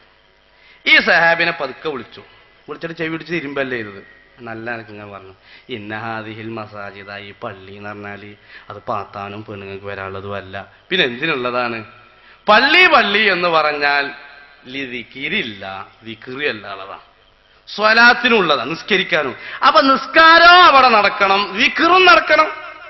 ദിക്ർ എന്ന് പറഞ്ഞാൽ മായിസാബു ഖായിലുഹു ചൊല്ലിയ കൂലിട്ടുന്നത് എന്നാണ്, സ്വലാത്ത് ചൊല്ലിയ കൂലിട്ടുന്നതെന്ന് മൂപ്പരും സമ്മതിച്ചു. അപ്പൊ സ്വലാത്ത് ചൊല്ലിയാനുള്ളതാണ്, ഖുർആൻ ഓതാനുള്ളതാണ്. അപ്പോ ഒരാള് അവിടെ അങ്ങനെ പള്ളിയിൽ നിന്ന് ഖുർആൻ ഓതിയ കൂലിട്ടുന്ന നിലക്ക് ഇങ്ങനെ ഓതുകയാണ്. ഓതുമ്പോൾ ഒരാൾ ഒന്ന് നിസ്കരിക്കാൻ നിൽക്കുക. അപ്പൊ പരിഗണിച്ചുകൊണ്ട് എന്താണ്, ഒന്ന് സ്വരം താഴ്ത്തിച്ചില്ല. പക്ഷെ ഒരാളെ പരിപാടി എന്താണ്, ഖുർആൻ ഓതുമ്പോഴേ പോകുള്ളൂ, ആ ജമാഅത്ത് കഴിഞ്ഞാലേ പോകുള്ളൂ, നിസ്കാരത്തിന്റെ സ്വലാത്ത് ചെല്ലുമ്പോഴേ പോകുള്ളൂ. അങ്ങനെ വേണ്ടത് അല്ല. ജമാഅത്ത് നടക്കുമ്പോൾ അവിടെ പോകല്ലേ വേണ്ടത്, ഒരു വാശിയുള്ള പോലെ. അപ്പോ ഈ വിഷയത്തിൽ പറയാനുള്ളത് എന്താണ്, നിസ്കാരം എന്ന് പറഞ്ഞാൽ ആ നിസ്കാരത്തിന്റെ ശേഷം സ്വലാത്ത് ചെല്ലിയാൽ കുറ്റം കിട്ടുന്നോ തെറ്റാണെന്നോ ഒരു കിതാബിലും കാണൂല. സ്വലാത്ത് ചെല്ലുന്നതിന്റെ മുമ്പ് ഫർള് നിസ്കാരം ഉണ്ടാകാൻ പാടില്ല, അങ്ങനെയും വിധിയില്ല. പിന്നെ നിസ്കാരത്തിന്റെ ദുആ ഏതൊരു മജ്ലിസിൽ നിന്ന് എണീക്കുന്നതിന്റെ മുമ്പും സ്വലാത്ത് ചൊല്ലണം എന്നാണ് ഹബീബ് റസൂലുള്ളാഹി സ്വല്ലല്ലാഹു അലൈഹി വസല്ലമ. അപ്പോ നിസ്കാരത്തിന് വേണ്ടി ഒരുമിച്ച് കൂടിയ ഹബീബുമാരൊക്കെ പാടി ഇരുന്ന ആ മജ്ലിസിൽ നിന്ന് നീച്ചുമ്പോ സ്വലാത്ത് ഇല്ല, അതൊരു 3 എണ്ണമായി. അതും ശല്യമൊന്നും ഉണ്ടാകലില്ല. അങ്ങനെയാണെങ്കിൽ ഖുർആൻ ഓതുമ്പോൾ ശല്യം വേണ്ടേ? അതേപോലെ ഇനിയിപ്പോ എന്താണ്, മൗലവി ഇങ്ങനെ പ്രസംഗിച്ചുകൊണ്ടിരിക്കുക, ഇത് പിടിക്കും ബാധകാണല്ലോ. മൗലവി ഖുതുബ നടത്തിക്കൊണ്ടിരിക്കുകയാണ്. പ്രിയപ്പെട്ട സുഹൃത്തുക്കളെ, ആധുനിക സമൂഹത്തിൽ മൂല്യശോഷണം സംഭവിച്ചുകൊണ്ടിരിക്കുകയാണെന്നാണ് ഖുതുബ അങ്ങനെ നടക്കുകയാണ്. അപ്പോൾ ഒരാൾ വന്നിട്ട് തഹയ്യത്ത് നിസ്കരിക്കുകയാണ്, അല്ലാഹു അക്ബർ. ഖുതുബ നിർത്തിയേക്കണോ വേണ്ടേ? വേണ്ടേ? അത് ശല്യാണ്, അത് വയലറിയാൻ പാടില്ല, ഖുർആൻ ഓതാൻ പാടില്ല, മറ്റോതാൻ പാടില്ല, അതുകൊണ്ട് ഇങ്ങനെ മുണ്ടാതെക്കുക. അയാൾ നിസ്കാരം കഴിഞ്ഞു. പിന്നെ ഇങ്ങനെ തുടങ്ങി നമ്മൾ പറഞ്ഞു വന്നത് എന്ന് പറഞ്ഞപ്പോൾ അതിന് എന്തായി, അപ്പോൾ അതിന് വേറെ ഹബീബ് വന്നിട്ട് അല്ലാഹു അക്ബർ, വേറെ തഹയ്യത്ത്. ഈ ഹബീബ് എന്താ കാട്ടുക? ഖിയാമത്ത് നാൾ വരെ കുത്തുബോധിയെ കജ്ജോ? അപ്പോ ഇത് സാഹചര്യം നോക്കണം, വിഷയങ്ങൾ നോക്കണം എന്നേ ഈ പറഞ്ഞതിന് മാനയുള്ളൂ. 6 കൊല്ലല്ല 600 കൊല്ലം മുമ്പുള്ള ഉലമാക്കളും ഈ വിഷയത്തിൽ തീർപ്പ് പറഞ്ഞിട്ടുണ്ട് എന്നേ പറഞ്ഞിട്ടുള്ളൂ. ഇതിനിപ്പോ സാഹചര്യം നോക്കുകയാണെങ്കിൽ നിസ്കരിക്കണം, അതായത് 2 റക്അത്ത് നിസ്കരിച്ച് 3ാമത്തെ റക്അത്ത് നിസ്കരിക്കാനാണ് അയാള് എണീച്ചിരിക്കുന്നത്, നിസ്കാരത്തിൽ നിൽക്കുന്നത്. അപ്പൊ ഈ പിന്നെ ദോയർക്കണ മൊയ്യാർ സ്വലാത്ത് ചൊല്ലൽ കുറച്ച് സമയം സൗണ്ട് കുറയ്ക്കുക വേണ്ടത്, അല്ല ഇയാൾക്ക് നിസ്കരിക്കുന്ന ആൾക്ക് ബാക്കി 3ാമത്തെ റക്അത്ത് പൂർത്തിയാക്കാനും ബുദ്ധിമുട്ടാണെന്ന് മനസ്സിലാക്കിയാണ് മൂപ്പര് സ്വയം സൗണ്ട് കുറച്ചിട്ട് ചെല്ലുകയാണോ, അതോ അയാളോ നിയന്ത്രിക്കേണ്ടത്, നിസ്കരിക്കുന്ന ആളോ? നിസ്കരിക്കുന്ന ആൾക്ക് ബുദ്ധിമുട്ടാവുന്നുള്ള രീതിയിൽ ഇയാൾ നിസ്കരിക്കുന്ന ആളോ നിയന്ത്രിക്കേണ്ടത്? ഇപ്പൊ നേരത്തെ ചിലപ്പോൾ നിങ്ങൾ പറഞ്ഞിട്ടുണ്ടാവും, നേരത്തെ ജമാഅത്തിന് തന്നെ വന്നിട്ടോ, ചിലപ്പോൾ മൊയ്യാമാര് ചിലപ്പോൾ പള്ളിക്കല് വേറൊന്നും പണിക്കല് നിസ്കാരവും പഠിപ്പിക്കലും ആയിരിക്കും. പക്ഷെ മറ്റുള്ളവർക്ക് ചിലപ്പോൾ പണിക്കൊക്കെ പോയി കുറച്ച് ചിലപ്പോൾ കറക്റ്റ് സമയത്തിനൊന്നും വരാൻ കഴിഞ്ഞെന്ന് വരില്ല. അപ്പൊ ചിലപ്പോൾ 2ാമത്തെ റക്അത്തിലാവും. അപ്പൊ ഈ ബാക്കി റക്അത്തുകൾ തയ്ക്കുന്നതിന്റെ ഇടയിൽ ചിലപ്പോൾ ഈ ദുആയും ഇതൊക്കെ നടക്കും. അപ്പൊ അതുകൊണ്ടാണ് ഞാൻ ചോദിച്ചത്, ദിക്ർ ചൊല്ല സ്വലാത്ത് ചൊല്ല, സ്വയം ഓരോരുത്തരും 3 വട്ടം ചെല്ലിയാ പറയും, മൈക്കിലും ഇതിലും തന്നെ ചെല്ലുമോ എന്നാണ് ഞാൻ ചോദിച്ചത്. പള്ളി നിസ്കരിക്കാൻ വേണ്ടി മാത്രമുള്ളതാണ് എന്ന ധാരണയിൽ നിന്നാണ് ഈ ചോദ്യങ്ങളൊക്കെ വരുന്നത്. അതാണ് എൻ്റെ സുഹൃത്ത് വിശദീകരിച്ചത്. പള്ളി നിസ്കരിക്കാൻ വേണ്ടി മാത്രം ഉള്ളതല്ല, വഇന്നമാ ഹിയ ലിൽ ഇൽമി വദ്ദിക്രി വസ്സലാത്തി എന്നാണ് ഹദീസിൽ പറഞ്ഞത്. നിസ്കാരം പറയുന്നതിന് മുമ്പ് ദിക്റാണ് ഹദീസിലുള്ളത്. പിന്നെ ഇൽമു പഠിപ്പിക്കുക എന്നുള്ള 3ാമതാണ് നിസ്കാരം പറഞ്ഞത്. നേരത്തെ എൻ്റെ സുഹൃത്ത് പറഞ്ഞു. ഫത്തുൽ മീനിൽ പറഞ്ഞത് വലാ യജ്ഹറു മുസല്ലിൻ അലാ നഹവി നാഇമിന്ന. നിസ്കരിക്കുന്ന ആള് പള്ളിയിൽ ഒരാൾ ഉറങ്ങാണ് നിൽക്കുക, എന്നാ അവരെ ശല്യം ചെയ്യണവർക്ക് നിസ്കരിക്കാൻ പാടില്ല എന്നാ ഫത്തുൽ മീൽ പറഞ്ഞു. അപ്പോ പള്ളി തന്നെ നിസ്കാരത്തിന് മാത്രമല്ല, ദിക്ർ ചെല്ലാനുള്ളതാണ്, സ്വലാത്ത് ചെല്ലാനുള്ളതാണ്, ഇൽമു പറയാനും ഒക്കെ ഉള്ളതാ. അപ്പൊ പരസ്പരം അഡ്ജസ്റ്റ് ചെയ്ത് പോണം. ഇൽമു പറയുന്നവനെ ശല്യം ചെയ്യുന്നവർക്ക് നിസ്കരിക്കാനും പാടില്ല, നിസ്കരിക്കുന്നവരെ ശല്യം ചെയ്യുന്നവർക്ക് ഇൽമു പറയാനും പാടില്ല. പരസ്പരം അഡ്ജസ്റ്റ് ചെയ്തു പോകണം എന്നുള്ളതാണ് അവിടെ മസല. ഫത്തുൽ മീൽ പറഞ്ഞത് അതാണ്.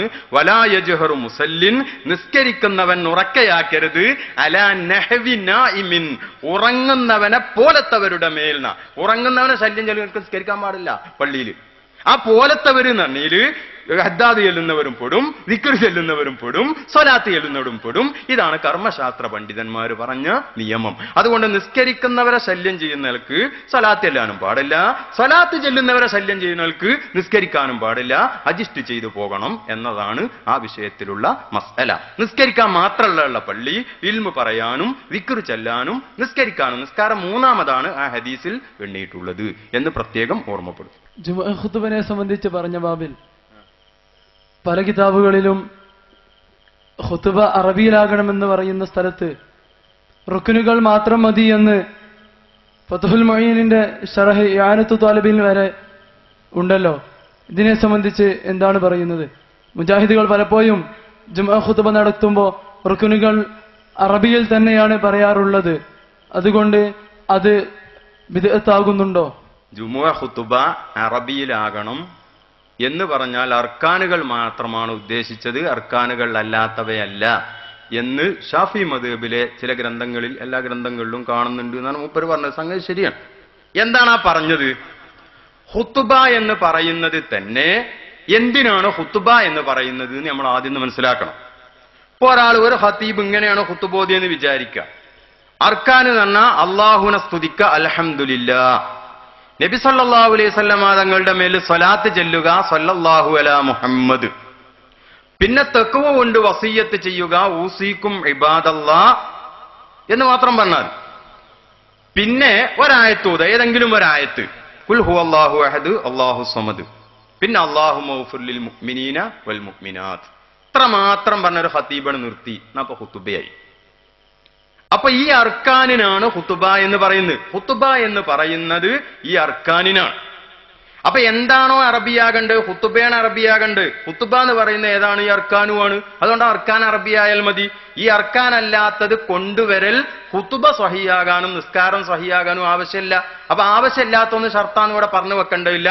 കൊണ്ടുവന്നാൽ അതും അങ്ങനെയാകണം എന്നേ പറയേണ്ടതുള്ളൂ. അത് പണ്ഡിതന്മാര് പറഞ്ഞിട്ടും ഉണ്ട്.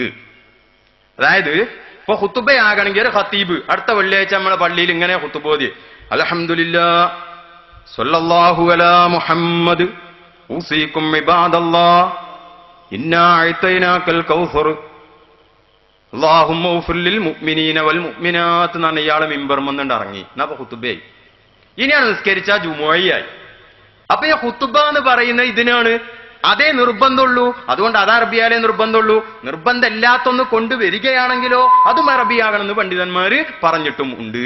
എന്നല്ലാതെ അനറബി ഭാഷയിൽ കുറേയാണ് പ്രസംഗിക്കാന്നല്ല ആ പറഞ്ഞത്. അങ്ങനെയാണെങ്കിൽ ഖുതുബ ഈ അർക്കാനുകൾ അറബിയാകണം എന്നതിന് തെളിവെന്താ? ഇത്തിബായി സലഫി വൽ ഖലഫീന, 1400 കൊല്ലം വരെയുള്ള സത്യവിശ്വാസികൾ അങ്ങനെയാണ് ചെയ്തു വന്നത്. അതുകൊണ്ടാണ് അർക്കാൻ അറബിയാകണം എന്നുള്ളത് ഷർത്ത്. ഇനി അർക്കാൻ അറബി പറഞ്ഞ അല്ലാത്ത മലയാളത്തിൽ പറയാൻ മറ്റുള്ളവർ അല്ലാത്ത കൊണ്ടുവന്നപ്പോ അവരും ഏത് തന്നെയാണ്? അറബി ഭാഷയിൽ തന്നെ കൊണ്ടുവന്നത്. ഏത്? അതാണ് നേരത്തെ ഞാൻ ഉമർ മൗലവിയുടെ ജുമുഅ ഖുതുബ എന്ന് പറഞ്ഞ ഒരു പുസ്തകത്തിൽ നിന്ന് വായിച്ചു. എന്താ പുസ്തകത്തിൽ നിന്ന് വായിച്ചത്? എങ്കിലും ഇവിടെ ശ്രദ്ധിക്കേണ്ടുന്ന മറ്റൊരു കാര്യമുണ്ട്. സഹാബികൾ, താബിഉകൾ, താബിഉത്താബിയുകൾ എന്നീ സൽവൃത്തരായ മുൻഗാമികൾ അനറബി നാടുകളിൽ, അറബി നാടല്ല അനറബി നാടുകളിൽ മതപരമായ പ്രസംഗങ്ങൾ എന്നാണ് ഖുതുബയാണ് അവിടെ ഉദ്ദേശിക്കുന്നത്. നിർവഹിക്കുമ്പോൾ റുക്നുകൾ, നിങ്ങൾ പറഞ്ഞ അർക്കാൻ, അറബിയിൽ പറഞ്ഞ് വിവർത്തനം ചെയ്യുകയും തുടർന്നുള്ള ഭാഗങ്ങൾ അർക്കാനല്ലാത്തവ നാട്ടുകാരുടെ ഭാഷയിൽ പറയുകയും ചെയ്തിരുന്നുവെന്ന് ഏതെങ്കിലും ഒരു ഗ്രന്ഥത്തിൽ നാം കണ്ടിട്ടില്ല. അപ്പൊ 1400 വരെയാണ്, 1920 വരെ ലോകത്തെവിടെ അങ്ങനെ നടന്നിട്ടില്ല എന്നാ ഉമർ മൗലവി തന്നെ പറയുന്നു. എന്നല്ല, കണ്ടിട്ടില്ല എന്ന് മാത്രമല്ല, നബി സല്ലല്ലാഹു അലൈഹി വസല്ലമയും പൂർവികരായ സൽവൃത്തരും മതപരമായ പ്രസംഗങ്ങൾ എന്നാ ഖുതുബകള്, റുക്നുകളും തുടർന്നുള്ള ഭാഗങ്ങളും മുഴുവൻ അറബിയിലായിരുന്നു ചെയ്തിരുന്നു എന്നും നമുക്കറിയാം. അപ്പോ അർക്കാൻ അറബിയാകണം എന്നുള്ളതിന് തെളിവെന്താ? സഹാബത്തും താബിയങ്ങളും ഒക്കെ അങ്ങനെ ചെയ്തു എന്നാ. അർക്കാനല്ലാത്ത മോല അങ്ങനെ തന്നെ ചെയ്ത്. അപ്പൊ അർക്കാൻ അറബിയാകണം എന്നതിന് എന്ത് തെളിവാണോ ഉള്ളത് അത് തന്നെയാണ് അല്ലാത്തതും അറബിയാകണം എന്നുള്ളതിന് തെളിവുള്ളത്. അല്ലെങ്കിൽ സഹാബത്ത് എങ്ങനെ ചെയ്യണം? അൽഹംദുലില്ലാ സ്വല്ലല്ലാഹു അലാ മുഹമ്മദ് ഊസീക്കും ഇബാദല്ലാഹ് ഖുൽ ഹുവല്ലാഹു അഹദ് അല്ലാഹുമ്മ ഗ്ഫിർ ലിൽ മുഅ്മിനീന വൽ മുഅ്മിനാത്ത് കുറെ മലയാളത്തിലാണ് പ്രസംഗിക്കണം, അല്ലെങ്കിൽ കുറെ ഉറുദുവിലാണ് പ്രസംഗിക്കണം. അങ്ങനെ ചെയ്തതില്ലാന്നാ. അപ്പൊ അങ്ങനെ ചെയ്യാന്നുള്ളത് 1400 വരെ ചെയ്തു വന്ന പരമ്പരയ്ക്ക് എതിരായതുകൊണ്ട് അത് തെറ്റാണെന്നാണ് പണ്ഡിതന്മാരൊക്കെ രേഖപ്പെടുത്തിയത്. അപ്പൊ അർക്കാൻ അല്ലാത്തത് അറബിയാകൽ ഷർത്തില്ല എന്നതിന്റെ അർത്ഥം അത് കൊണ്ടുവരൽ തന്നെ ഷർത്തില്ല. അതുകൊണ്ടാണ് ഷർത്തില്ല എന്നുണ്ട്. കൊണ്ടുവന്നാലോ എന്നാ അറബിയാകണം എന്ന് ഷർത്തില്ല എന്നുപോലെ തന്നെ പറഞ്ഞിട്ടും ഉണ്ട്. അപ്പൊ ഖുതുബ എന്ന് പറയുന്ന അർക്കാനാണ്, അല്ലാത്തത് ഖുതുബക്ക് ആവശ്യമില്ല. ആവശ്യമില്ലാത്ത ഷർത്താന്ന് പറഞ്ഞിട്ടുണ്ടല്ലോ, കൊണ്ടുവരികയാണെങ്കിൽ ആവശ്യമേ പറയേണ്ടതുള്ളൂ. അങ്ങനെ പറഞ്ഞിട്ടും ഉണ്ട് എന്ന് ഓർമ്മപ്പെടുത്തും. ചില പള്ളികളിലൊക്കെ ജുമുഅക്ക് മുമ്പ് ഒരു പ്രസംഗം നടക്കുന്നുണ്ട്. ജുമാക്ക് മുമ്പ് പ്രസംഗം നടക്കുമ്പോൾ അൽ കഹ്ഫ് സലാത്ത് എന്നുള്ളതിനൊക്കെ ബുദ്ധിമുട്ട് ഉണ്ടാകുന്നുണ്ട്, ശരി തന്നെ. ഏതായിരുന്നാലും അങ്ങനെ ചെയ്യുമ്പോൾ അത് ശരിയാകുമോ? പിന്നെ ജുമയും ഖുത്ബയും മൊത്തം ശരിയാകുമോ എന്നുള്ളതിന്റെ വിധി പറഞ്ഞാൽ ഉപകാരം. ആ വിഷയം നേരത്തെ ഇവിടെ ആ വ്യൂ ചോദിച്ചിരുന്നു. അപ്പൊ ചോദിച്ചപ്പോൾ പറ്റുമെന്ന് ചോദിച്ചപ്പോൾ പറ്റൂല. ജുമുഅ ഖുതുബ നിർവഹിക്കുന്നതിന്റെ മുമ്പ് ഒരു പ്രസംഗം നടത്തുക എന്നത് ശറഇൽ ഇല്ല. കാരണം ജുമുഅക്ക് ഹാജരായ ആളുകളോട് നിർദ്ദേശിക്കപ്പെടുന്നത് അൽ കഹ്ഫാണ്. ആ ഏട് കഴിഞ്ഞ സ്വലാത്ത് ഇല്ല. ഇങ്ങനെയുള്ള കാര്യങ്ങളെ നിർദ്ദേശിക്കപ്പെട്ടിട്ടുള്ളൂ. മറ്റുള്ള വിഷയങ്ങൾ ഒരിക്കലും നിർദ്ദേശിക്കപ്പെട്ടിട്ടില്ല എന്ന് ഉണർത്തുകയാണ്. പിന്നെ അങ്ങനെ നിർവഹിച്ചതിന് ശേഷം ജുമുഅ ഖുതുബ സഹിയാകുമോ എന്നാണ്. ഖുതുബയുടെ ഷർത്തുകളും ജുമുഅയുടെ ഷർത്തുകളും നിബന്ധിച്ച ശൈലിയിലാണെങ്കിൽ സഹിഹാകുന്നതിന് വിരോധം ഇല്ല. പക്ഷെ ഇത്തരം തശ്വീഷ് ഉണ്ടാകുന്ന അവസ്ഥയാണെങ്കിൽ അതിൽ നിന്ന് മാറി നിൽക്കുകയാണ് നല്ലത്. അതൊക്കെ ഇല്ലാത്ത ഇഷ്ടം പോലെ പള്ളികളുണ്ടല്ലോ, അവിടെ പോകലായിരിക്കും കരണീയം എന്ന് ഉണർത്തുന്നു. ഇപ്പോൾ നബിയുടെ സദസ്സിൽ ഖുത്തുബ പറയുമ്പോൾ എല്ലാവരും അറബി മനസ്സിലാവുന്ന ആളുകളായിരുന്നു. അപ്പോൾ ഖുത്തുബ എന്ന് പറഞ്ഞാൽ ആളുകൾക്ക് വേണ്ടിയുള്ള ഉത്ബോധന പ്രസംഗം എന്നാണല്ലോ. അപ്പൊ നമ്മളെ പള്ളിയിൽ ആയിരക്കണക്കിന് ആളുകൾ ഒരുമിച്ച് കൂടിയിട്ട് ഒന്നും മനസ്സിലാവാതെ ഇറങ്ങിപ്പോകേണ്ട അവസ്ഥയാണ്. അപ്പൊ അത് ശരിയാണോ? അതായത് ഖുതുബ എന്ന് പറഞ്ഞാൽ അതെന്താണ്? വിശുദ്ധ ഖുർആൻ അതിനെ സംബന്ധിച്ച് പറഞ്ഞത് ദിക്ർ എന്നാണ്. ഫസ്അഉ ഇലാ ദിക്രില്ല. ഹദീസിലും പറഞ്ഞത് യസ്തമിഉന ദിക്റ എന്നാണ്, ദിക്ർ എന്നാണ്. ഖുതുബ നിർവഹിക്കുക എന്നുള്ളത് ഇവിടെയുള്ള എല്ലാ കക്ഷികളും പറയുന്നു നിർബന്ധമാണ്. അവ നിർബന്ധമായ ഒരു ദിക്റാണ്. നിർബന്ധമായ കുറെ ദിക്റുകൾ വേറെ ഉണ്ട്. തക്ബീറത്തുൽ ഇഹ്റാം നിർബന്ധമായ ഒരു ദിക്റാണ്. ഫാത്തിഹ നിർബന്ധമായ ഒരു ദിക്റാണ്. അത്തഹിയാത്ത് നിർബന്ധമായ ഒരു ദിക്റാണ്. സ്വലാത്ത് നിർബന്ധമായ ദിക്റാണ്. സലാം നിർബന്ധമായ ദിക്റാണ്. ഈ ഖുതുബയല്ലാത്ത 5 ദിക്റുകൾ ഫർളായ ദിക്റാണ്. വേറൊന്നും ഫർളല്ല. ഈ ഫർളായ 5 ദിക്ർ എടുത്തു നോക്കിയാലും എന്താണ്? അത് അറബിയിലേ നിർവഹിച്ചിട്ടുള്ളൂ, നിർവഹിക്കാൻ പാടുള്ളൂ. അങ്ങനെയാണ്. അതാണ് ഉദാഹരണമായി ഇമാം നവവി റളിയല്ലാഹു അൻഹു പറഞ്ഞത്. അപ്പൊ പിന്നെ പറയുന്നത് എന്താണ്? അതൊക്കെ അള്ളാനോടല്ലേ, ഈ ഇതോ ഖുതുബ ജനങ്ങളോടല്ലേ. അസ്സലാമു അലൈക്കും എന്ന് പറയുന്നത് അള്ളാനോടാ. അള്ളാഹ്ക്ക് എന്തിനാ സലാമത്തിന്റെ ആവശ്യം? ഓൾറെഡി സലാമത്ത് തന്നെ അല്ലേ. അപ്പൊ അസ്സലാമു അലൈക്കും എന്നുള്ളത് ആരോടാണ്? ഫത്ഹുൽ മീൻ അടക്കമുള്ള കിതാബുകളിൽ കണ്ട അത് ആരോടാണ്? അത് മലായിക്കത്തിനോടാണ്, അതുപോലെ അടുത്തിരിക്കുന്ന ആൾക്കാരോടാണ് എന്നൊക്കെ കാണാം. പോട്ടെ. പിന്നെ തിരിയുന്ന പ്രശ്നമാണ്. ഖുതുബ എന്ന് പറഞ്ഞാൽ തിരിയണം, അതുകൊണ്ട് മലയാളത്തിലാവണം. അങ്ങനെ ചില ആൾക്കാർ പറയാറുള്ളത്. ഖുതുബ തിരിയരുത് എന്നൊരു വാസി സുന്നിയക്കില്ല, തിരിയണം തന്നെ നമ്മളും പറയുന്നത്. അതിനെന്താ വേണ്ടത്? അറബി ഭാഷയിലുള്ള ഖുതുബ തിരിയാൻ എന്താ വേണ്ടത്? ഖുതുബ മാറ്റിയല്ല. നമ്മളൊരു ടൗണിൽ പോയിട്ട് ഒരു കടയിൽ പോയിട്ട് ചെരുപ്പിട്ട് നോക്കി. ചെരുപ്പിട്ട് നോക്കുമ്പോൾ സുബ്ഹാനല്ലാഹ് മടമ്പ് പുറത്ത് ചെരുപ്പ് ഔത്ത്. അങ്ങനെ എന്താണ്? മടമ്പ് ലേശം ചെത്തുക. അങ്ങനെയല്ല വേണ്ടത്. ലാ തൻഹതൻ ഖദമൈക കൈലാ തദ്ഖുല വബ്ദൽ നിആലം ബിശ്ശിറാകിൽ അത്വല.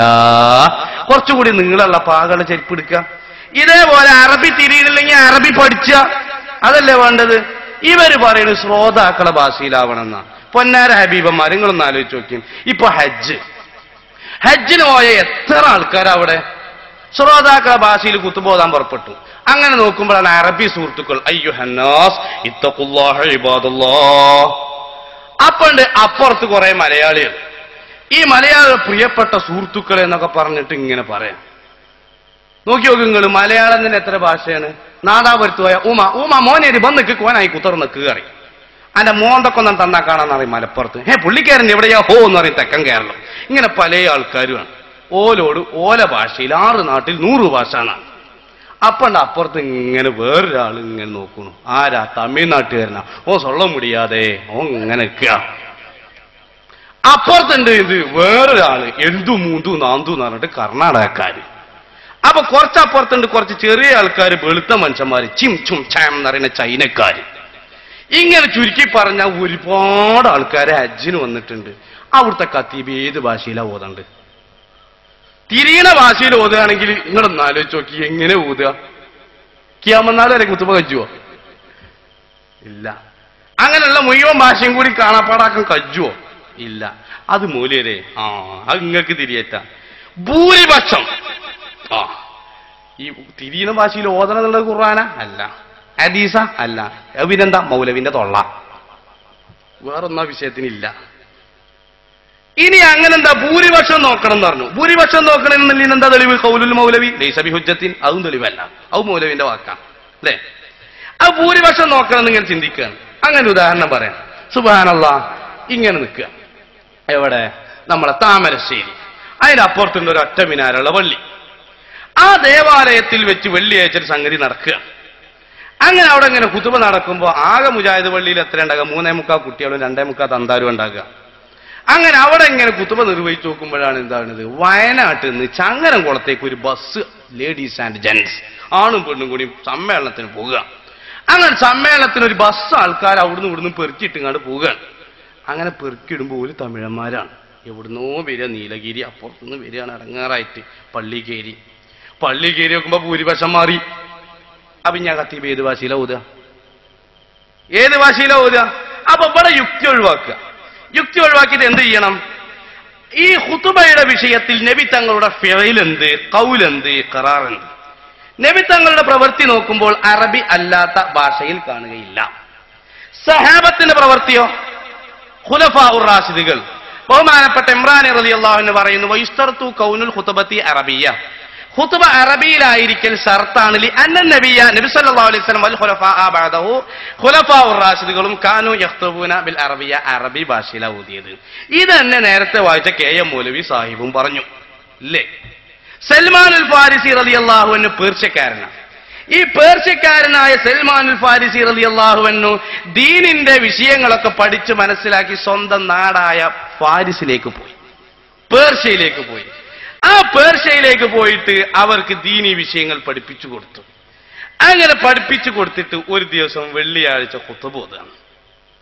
ആ ഖുതുബ ഓതിയത് ഏത് ഭാഷയിലായിരുന്നു? അറബി ഭാഷയിലായിരുന്നു. പേർഷ്യക്കാരനായ സൽമാനുൽ ഫാരിസി പേർഷ്യക്കാരായ നാട്ടുകാരുടെ മുമ്പിൽ അറബി ഭാഷയിലായിരുന്നു നടത്തിയത്. കിതാബുകളിൽ കാണാം. ബഹുമാനപ്പെട്ട അല്ലാമ അഹ്മദുൽ മറൂസി റളിയല്ലാഹു അൻഹു ഉദ്ധരിച്ചിട്ടുണ്ട്. ഈ ഉദ്ധരിച്ച വിഷയം ബഹുമാനപ്പെട്ട ഇബ്നുൽ ഹാജ് തങ്ങൾ ഉദ്ധരിച്ചിട്ടുണ്ട്, കിതാബുകളിലൊക്കെ ഉണ്ട്. അപ്പൊ അതാണ് സുന്നികൾ നടത്തുന്നത് എന്ന് സാന്ദർഭികമായി ഉണർത്തുകയാണ്. ഞാനൊന്നും കൂടി അദ്ദേഹം ചോദിച്ച ചോദ്യം ഞാനാണ്, എവിടൊക്കോ എന്തൊക്കെ ഒരു സാഹചര്യം വെച്ച് അങ്ങനെ ഒരു ബസ്സിൽ ഇറങ്ങിയപ്പോൾ നടന്നു. ഇവിടെ ഇപ്പൊ റുക്കിന് മാത്രം അറബിയിലായാലും മതി, മറ്റുള്ളത് മലയാളത്തിലായാലും കുഴപ്പമില്ല എന്നുള്ളൊരു അഭിപ്രായം ഉണ്ടെങ്കിൽ മൊത്തത്തിൽ സൗദിയിൽ പോയാൽ ചിലപ്പോൾ അവിടെ ഭൂരിപക്ഷം നോക്കാൻ കഴിയും. പക്ഷെ നമ്മൾ കേരളക്കാർക്ക് 99.5% ആൾക്കാർക്കും മലയാളം പറഞ്ഞാൽ മനസ്സിലാകാത്ത ആൾ വളരെ കുറവുണ്ടാകും. അപ്പോൾ റുക്കിന് മാത്രം അറബിയിൽ ആയാൽ മതിയെന്നുണ്ടോ, ബാക്കി മലയാളത്തിൽ പറയുന്നതുകൊണ്ട് എന്തോ ബുദ്ധിമുട്ടുണ്ടോ? പക്ഷെ എപ്പോഴെങ്കിലും ഏതെങ്കിലും ഒരു സാഹചര്യത്തിൽ ചിലപ്പോൾ ബസ് വന്നാൽ അങ്ങനെയൊക്കെ സാബൊക്കെ വളരെ അപൂർവമാണ്. അപ്പൊ ഇത് എങ്ങനൊന്നും ചെയ്യാൻ പറ്റുമോ? ഖുതുബ ജനങ്ങൾക്ക് തിരിയേണ്ടിയും പഠിക്കേണ്ട ഒരു വിഷയമാണ് എന്ന ധാരണയിൽ നിന്നാണ് ഈ ചോദ്യങ്ങളൊക്കെ വരുന്നത്. ആ ധാരണ തന്നെ ശരിയല്ല. അതായത് ഖുതുബ എന്നുള്ളത് പ്രത്യേകമായ ഒരു ഇബാദത്താണ്, ആരാധനയാണ്. ഇപ്പൊ സാധാരണ ഞാനിവിടെ പ്രസംഗിക്കുന്നു, ഇതിന് ഒളു വേണം എന്നില്ല. അതുപോലെ തന്നെ പ്രസംഗത്തിന് ആണാകണം എന്നുമില്ല, ജനാബത്ത് കുളിച്ചവനാകണം എന്നുമില്ല. ഇങ്ങനെയുള്ള ഒരു നിയമങ്ങളും ഇല്ല സാധാരണ ഒരു പ്രസംഗത്തിന്. അതേ സമയത്ത് ഖുതുബ ആണേ ഖുതുബ ഓതിയേ പറ്റുള്ളൂ, പെണ്ണ് പറ്റൂല. ശുദ്ധിയുള്ളവനാകണം, ശുദ്ധിയില്ലാത്ത ഒന്നുമില്ലാത്ത ആള് ഖുതുബ ഓതിയ ഖുതുബ സഹിയല്ല. അതുപോലെ തന്നെ ഈ ഖുതുബ ഓതുന്ന സമയത്ത് അത് ളുഹുറിന്റെ ശേഷം തന്നെയായിരിക്കണം, ളുഹുറിന്റെ മുമ്പായാൽ പറ്റൂല. ഇങ്ങനെ ധാരാളം ഷർത്തുകളും സുന്നത്തുകളും ഒക്കെയുള്ള ഒരു പ്രത്യേകമായ ഇബാദത്താണ് ഖുതുബ എന്ന് പറയുന്നത്. എന്നല്ലാതെ പ്രസംഗമാണ് എന്നാൽ ജനങ്ങൾക്ക് തിരിയണം തന്നെ വരുന്നുണ്ട്. ഖുതുബ പ്രസംഗം അല്ല, അത് പ്രത്യേകമായ ഒരു ആരാധനയാണ്. പിന്നെ ഇനി ഖുതുബ ജനങ്ങൾക്ക് വിശദമായി പഠിപ്പിക്കേണ്ട ഒരു വിഷയമാണ് ഖുതുബ നിങ്ങൾ സങ്കല്പിക്കൂ. എന്നാൽ അർക്കാനുകൾ മാത്രം പറഞ്ഞാൽ ഖുതുബയാകാൻ പാടില്ല. ഖുതുബയുടെ ലക്ഷ്യം ജനങ്ങളെ പഠിപ്പിക്കലാൻ നിൽക്കുക. 4 ലക്ഷം വീടിയാലല്ലേ ഖുതുബ വീടുള്ളൂ. അപ്പൊ ഒരു ഖത്തീബ് അൽഹംദുലില്ലാഹ് സ്വല്ലല്ലാഹു അലാ മുഹമ്മദ് ഊസിക്കും ഇബാദല്ലാഹ് ഖുൽ ഹുവല്ലാഹു അഹദ് അല്ലാഹുമ്മ ഗ്ഫിർ ലിൽ മുഅ്മിനീൻ ആയാൽ ഖുതുബയായി എന്നാ എല്ലാ മദ്ഹബിലെ പണ്ഡിതന്മാരും പറയുന്നത്. ഖുതുബയുടെ ലക്ഷ്യം ജനങ്ങളെ വിശദമായി പഠിപ്പിക്കലാണെങ്കിൽ ഈ പറഞ്ഞുകൊണ്ട് ഇപ്പൊ എന്തേ പഠിഞ്ഞ് എന്നാൽ ഖുതുബ ശരിയാകാൻ പാടില്ലല്ലോ. അപ്പൊ ഖുതുബയുടെ ലക്ഷ്യം ജനങ്ങളെ പഠിപ്പിക്കുക എന്നതല്ല. പിന്നെ എന്താണ് ഒരു പഠിക്കൽ അവിടെ ഉണ്ട് താനും. എന്താണ് പഠിക്കല്? അൽഹംദുലില്ലാ എന്നൊരു മുസ്ലിം കേൾക്കുമ്പോ ഏതൊരു സാധാരണക്കാരും തിരിയും, പടച്ചോനെ അള്ളാനെ പേടിച്ച് ജീവിക്കണം എന്നാണ് പറയുന്നത്. ഓ അല്ലാ സ്വല്ലല്ലാഹു അലാ മുഹമ്മദ്, പടച്ചോനെ മുത്തുനബി, ഊസീക്കും ഇബാദല്ലാഹി വയ്യായ ബിത്തഖ്വല്ലാഹ്, തഖ്വ അള്ളാനെ പേടിച്ച് ജീവിക്കണം എന്നാണ് പറയുന്നത്. തിരിയാത്തൊരു മുസ്ലിമും ഉണ്ടാവില്ല. അതാണ് മൊത്തത്തിലുള്ള വഅദ് എന്ന് പറയുന്നത്. അതായത് മൊത്തത്തിലൊരു ഉപദേശം എല്ലാവരും ഒരുമിച്ചുകൂടി അള്ളാഹ് റസൂല് തഖ്വ എന്നൊക്കെ പറയുമ്പോ എല്ലാവർക്കും തിരിയും, ഒക്കെ അള്ളാനെ പേടിച്ച് ജീവിക്കണം എന്നാ പറയുന്നത്. ഇങ്ങനെ തിരിഞ്ഞാൽ മതി. അതാണ് ഫിൽ ജുംല വഅദ് എന്നാണ്. മഹാനായ ഖാലി ഹുസൈൻ റളിയല്ലാഹു അൻഹുവിനോട് ജനങ്ങൾക്ക് തിരിയാതെ ഖുതുബ അറബിയിൽ ഓതിയിട്ട് എന്താണ് കാര്യമെന്ന് ചോദിച്ചപ്പോൾ മഹാനായ ഖാലി ഹുസൈൻ റളിയല്ലാഹു അൻഹു പറഞ്ഞ മറുപടി അത് മൊത്തത്തിലൊരു ഉപദേശമാണെന്ന് തിരിഞ്ഞാൽ മതി എന്നല്ലാതെ നമുക്ക് തിരിയുന്നില്ല എന്നതുകൊണ്ട് ഇസ്ലാമിലുള്ള ഇബാദത്തിൽ മാറ്റം വരുത്താൻ പാടില്ല. അൽഹംദുലില്ലാ പടച്ചോനെ അല്ലാഹ് എന്ന് ഏതൊരു മുസ്ലിമിന്റെയും മനസ്സിൽ വരും. സല്ലല്ലാഹു അലാ മുഹമ്മദ്, പടച്ചോനെ മുത്തുനബി, മുത്തുനബി പറഞ്ഞ കേട്ട് ജീവിക്കണം എന്നാണ് പറയുന്നത്. എന്ത് തിരിയാത്തൊരു മുസ്ലിമും ഉണ്ടാവില്ല. ഇതാണ്, അത് തന്നെയാണ് ഇബ്നു തൈമിയ്യ പറയുന്നത്. അറബി പഠിക്കൽ മുസ്ലിങ്ങൾക്ക് നിർബന്ധമാണ് എന്നാ ഇബ്നു തൈമിയ്യ പറയുന്നത്. കാരണം മുസ്ലിങ്ങളുടെ ഭാഷയാണ് അറബി എന്നുള്ളത്, ഖുർആനിന്റെ ഭാഷയാണ് അറബി, അതുപോലെ തന്നെ റസൂലിന്റെ ഭാഷയാണ് അറബി, സ്വർഗത്തിലെ ഭാഷയാണ് അറബി. അതുകൊണ്ട് അറബി ഭാഷ പഠിക്കൽ ഓരോ മുസ്ലിമിനും ഫർള് ഐനാന്ന് വരെ ഇബ്നു തൈമിയ്യ പോലുള്ള പണ്ഡിതന്മാരൊക്കെ പറഞ്ഞിട്ടുണ്ട്. നമ്മുടെ കിതാബുകളിലും പറയുന്ന എന്താ, ഒരു നാട്ടിൽ അറബിയിൽ ഖുതുബ പറയാൻ എന്ന് പറഞ്ഞാൽ ഈ വാക്ക് അൽഹംദുലില്ലാ എന്ന് അറബി പറയാൻ, സ്വല്ലല്ലാഹു അലാ മുഹമ്മദ് എന്ന് അറബി പറയാൻ, ഊസീക്കും ഇബാദല്ലാഹ് എന്ന് അറബി പറയാൻ, ഖുൽ ഹുവല്ലാഹു അഹദ് എന്ന് അറബി പറയാൻ, അല്ലാഹുമ്മ ഗ്ഫിർ ലിൽ മുഅ്മിനീന വൽ മുഅ്മിനാത്ത് എന്ന് അറബി പറയാൻ, അറബി വായിക്കാൻ അർത്ഥം തിരിയാനല്ല, കഴിയാത്ത, അങ്ങനെ പറയാൻ കഴിയുന്ന ഒരു വ്യക്തി ആ നാട്ടിലില്ലെങ്കിൽ ആ നാട്ടുകാർ ഒറ്റാര കുറ്റക്കാരാണെന്നും ഒരാൾ വ്യക്തി അത് പഠിച്ചിരിക്കൽ നിർബന്ധമാണെന്നും പഠിച്ചിട്ടില്ലെങ്കിൽ അവർ ജുമുഅ നിർവഹിക്കാനേ പാടില്ല, ളുഹ്റാണ് നിസ്കരിക്കേണ്ടത് എന്നുമാണ് ഷാഫി മദ്ഹബിലെ ഗ്രന്ഥങ്ങളിലൊക്കെ പറയുന്നത്. അത് അർത്ഥം കിട്ടാനല്ല, ലഫ്ള് നോക്കി വായിക്കാനും. കിട്ടാത്ത അറിയാത്ത ഒരാളെ നാട്ടില്ലെങ്കിൽ ആ നാടൊട്ടാ കുറ്റക്കാരാണ്, ഒരു ജുമുഅ നിസ്കരിക്കാനും പാടില്ല. ഇതാണ് ഷാഫി മദ്ഹബിലെ നിയമം. അതുകൊണ്ട് ചുരുക്കി ഞാൻ പറയുന്നു, ഖുതുബയുടെ ലക്ഷ്യം വിശദമായി പഠനമാണ് എന്ന ധാരണയിൽ നിന്നാണ് ഈ ചോദ്യങ്ങളൊക്കെ വരുന്നത്. ഖുതുബയുടെ ലക്ഷ്യം അതേ അല്ല, മൊത്തത്തിലുള്ള ഒരു ഉപദേശമാണ്. അതാണ് അല്ലാഹ് റസൂല് തഖ്വ എന്നൊക്കെ കേൾക്കുമ്പോ ഏതൊരു മുസ്ലിമിനും തിരിയും, അള്ളാനെ പേടിച്ച് ജീവിക്കണം എന്നാണ് പറയുന്നത്. അങ്ങനെയുള്ള തിരിച്ചിലാണ് മറ്റ് വിശദമായി തിരിയുന്നതിനേക്കാൾ ഫലം ചെയ്യുക എന്നും പണ്ഡിതന്മാർ രേഖപ്പെടുത്തിയിട്ടുണ്ട് എന്ന് ഉണർത്തും. അതെ, അത് അങ്ങനെയാണെങ്കിൽ അപ്പോ ദിക്ർ എന്നാണല്ലോ പറഞ്ഞേ. അതെ, അപ്പൊ അങ്ങനെയാണെങ്കിൽ നബി പറഞ്ഞ അതേ ഖുതുബാണ് എപ്പോഴും ഇവിടെ പറഞ്ഞ. സഹാബത്തൊക്കെ വേറെ വേറെ വിഷയങ്ങൾ അവതരിപ്പിച്ചിട്ടുണ്ട്. അതെ, അപ്പൊ അത് തിരിയണ്ടെന്നുള്ള ആളുകൾക്ക് അല്ല, സഹാബത്തും അവതരിപ്പിച്ചിട്ടുണ്ട്. നബി സല്ലല്ലാഹു അലൈഹി വസല്ലം ഒരു വെള്ളിയാഴ്ച ഒരേ പോലെയല്ല പറഞ്ഞിട്ടുള്ളത്, പക്ഷെ നിർവഹിച്ചതൊക്കെ അറബിയിലേന്നു. അങ്ങോട്ട് പറയും. അപ്പൊ ഇവിടെ ആളുകൾക്ക് മനസ്സിലാവേണ്ടത് ആ സഹാബത്ത് അറബികളായിരുന്നു, മനസ്സിലായിരുന്നു. നമുക്ക് മനസ്സിലാവരുത് എന്ന വാശിയൊന്നുമില്ല, അറബി പഠിച്ച എല്ലാവരും മനസ്സിലാക്കേണ്ടതാകുന്നു. പറയും. അപ്പോ ഉണർത്താനുള്ളത്, പ്രിയപ്പെട്ട രക്ഷിതാക്കളെ, സഹോദരന്മാരെ, ഹബീബായ റസൂലുള്ളാഹിയും അതുപോലെ സഹാബത്തെ കിറാമും സഞ്ചരിച്ച സൽപാന്താവിലൂടെ സഞ്ചരിക്കുക. ആയിരിക്കുന്നവരൊക്കെ ഒന്ന് എണീറ്റുന്നാണ്. ഒന്ന് ബിസ്മില്ലാ. ദൂരമുള്ള ആൾക്കാർ, സുന്നത്തെ മേഖല സ്നേഹിക്കുന്ന ആൾക്കാരൊക്കെ ഒന്ന് വരി. അല്ലാഹു തആല ഖൈർ നൽകട്ടെ, അല്ലാഹു ബറക്കത്ത് നൽകട്ടെ. എൻ്റെ പ്രിയപ്പെട്ട രക്ഷിതാക്കളെ, അഹ്ലുസുന്നത്തി വൽ ജമാഅത്തിന്റെ ആശയ, ആദർശ, ആചാര, കർമ്മ, വിശ്വാസങ്ങൾ ഊട്ടിയുറപ്പിക്കാൻ പ്രമാണബദ്ധമായി ചർച്ച ചെയ്യപ്പെടുന്ന ഇത്തരം വേദികളിൽ കേരളക്കരയിൽ ഒരുപാട് നടന്നിട്ടുണ്ട്. 400-ലധികം മുഖാമുഖങ്ങൾ വൈവിധ്യ മേഖലയിൽ നടത്തപ്പെട്ടിട്ടുണ്ട്.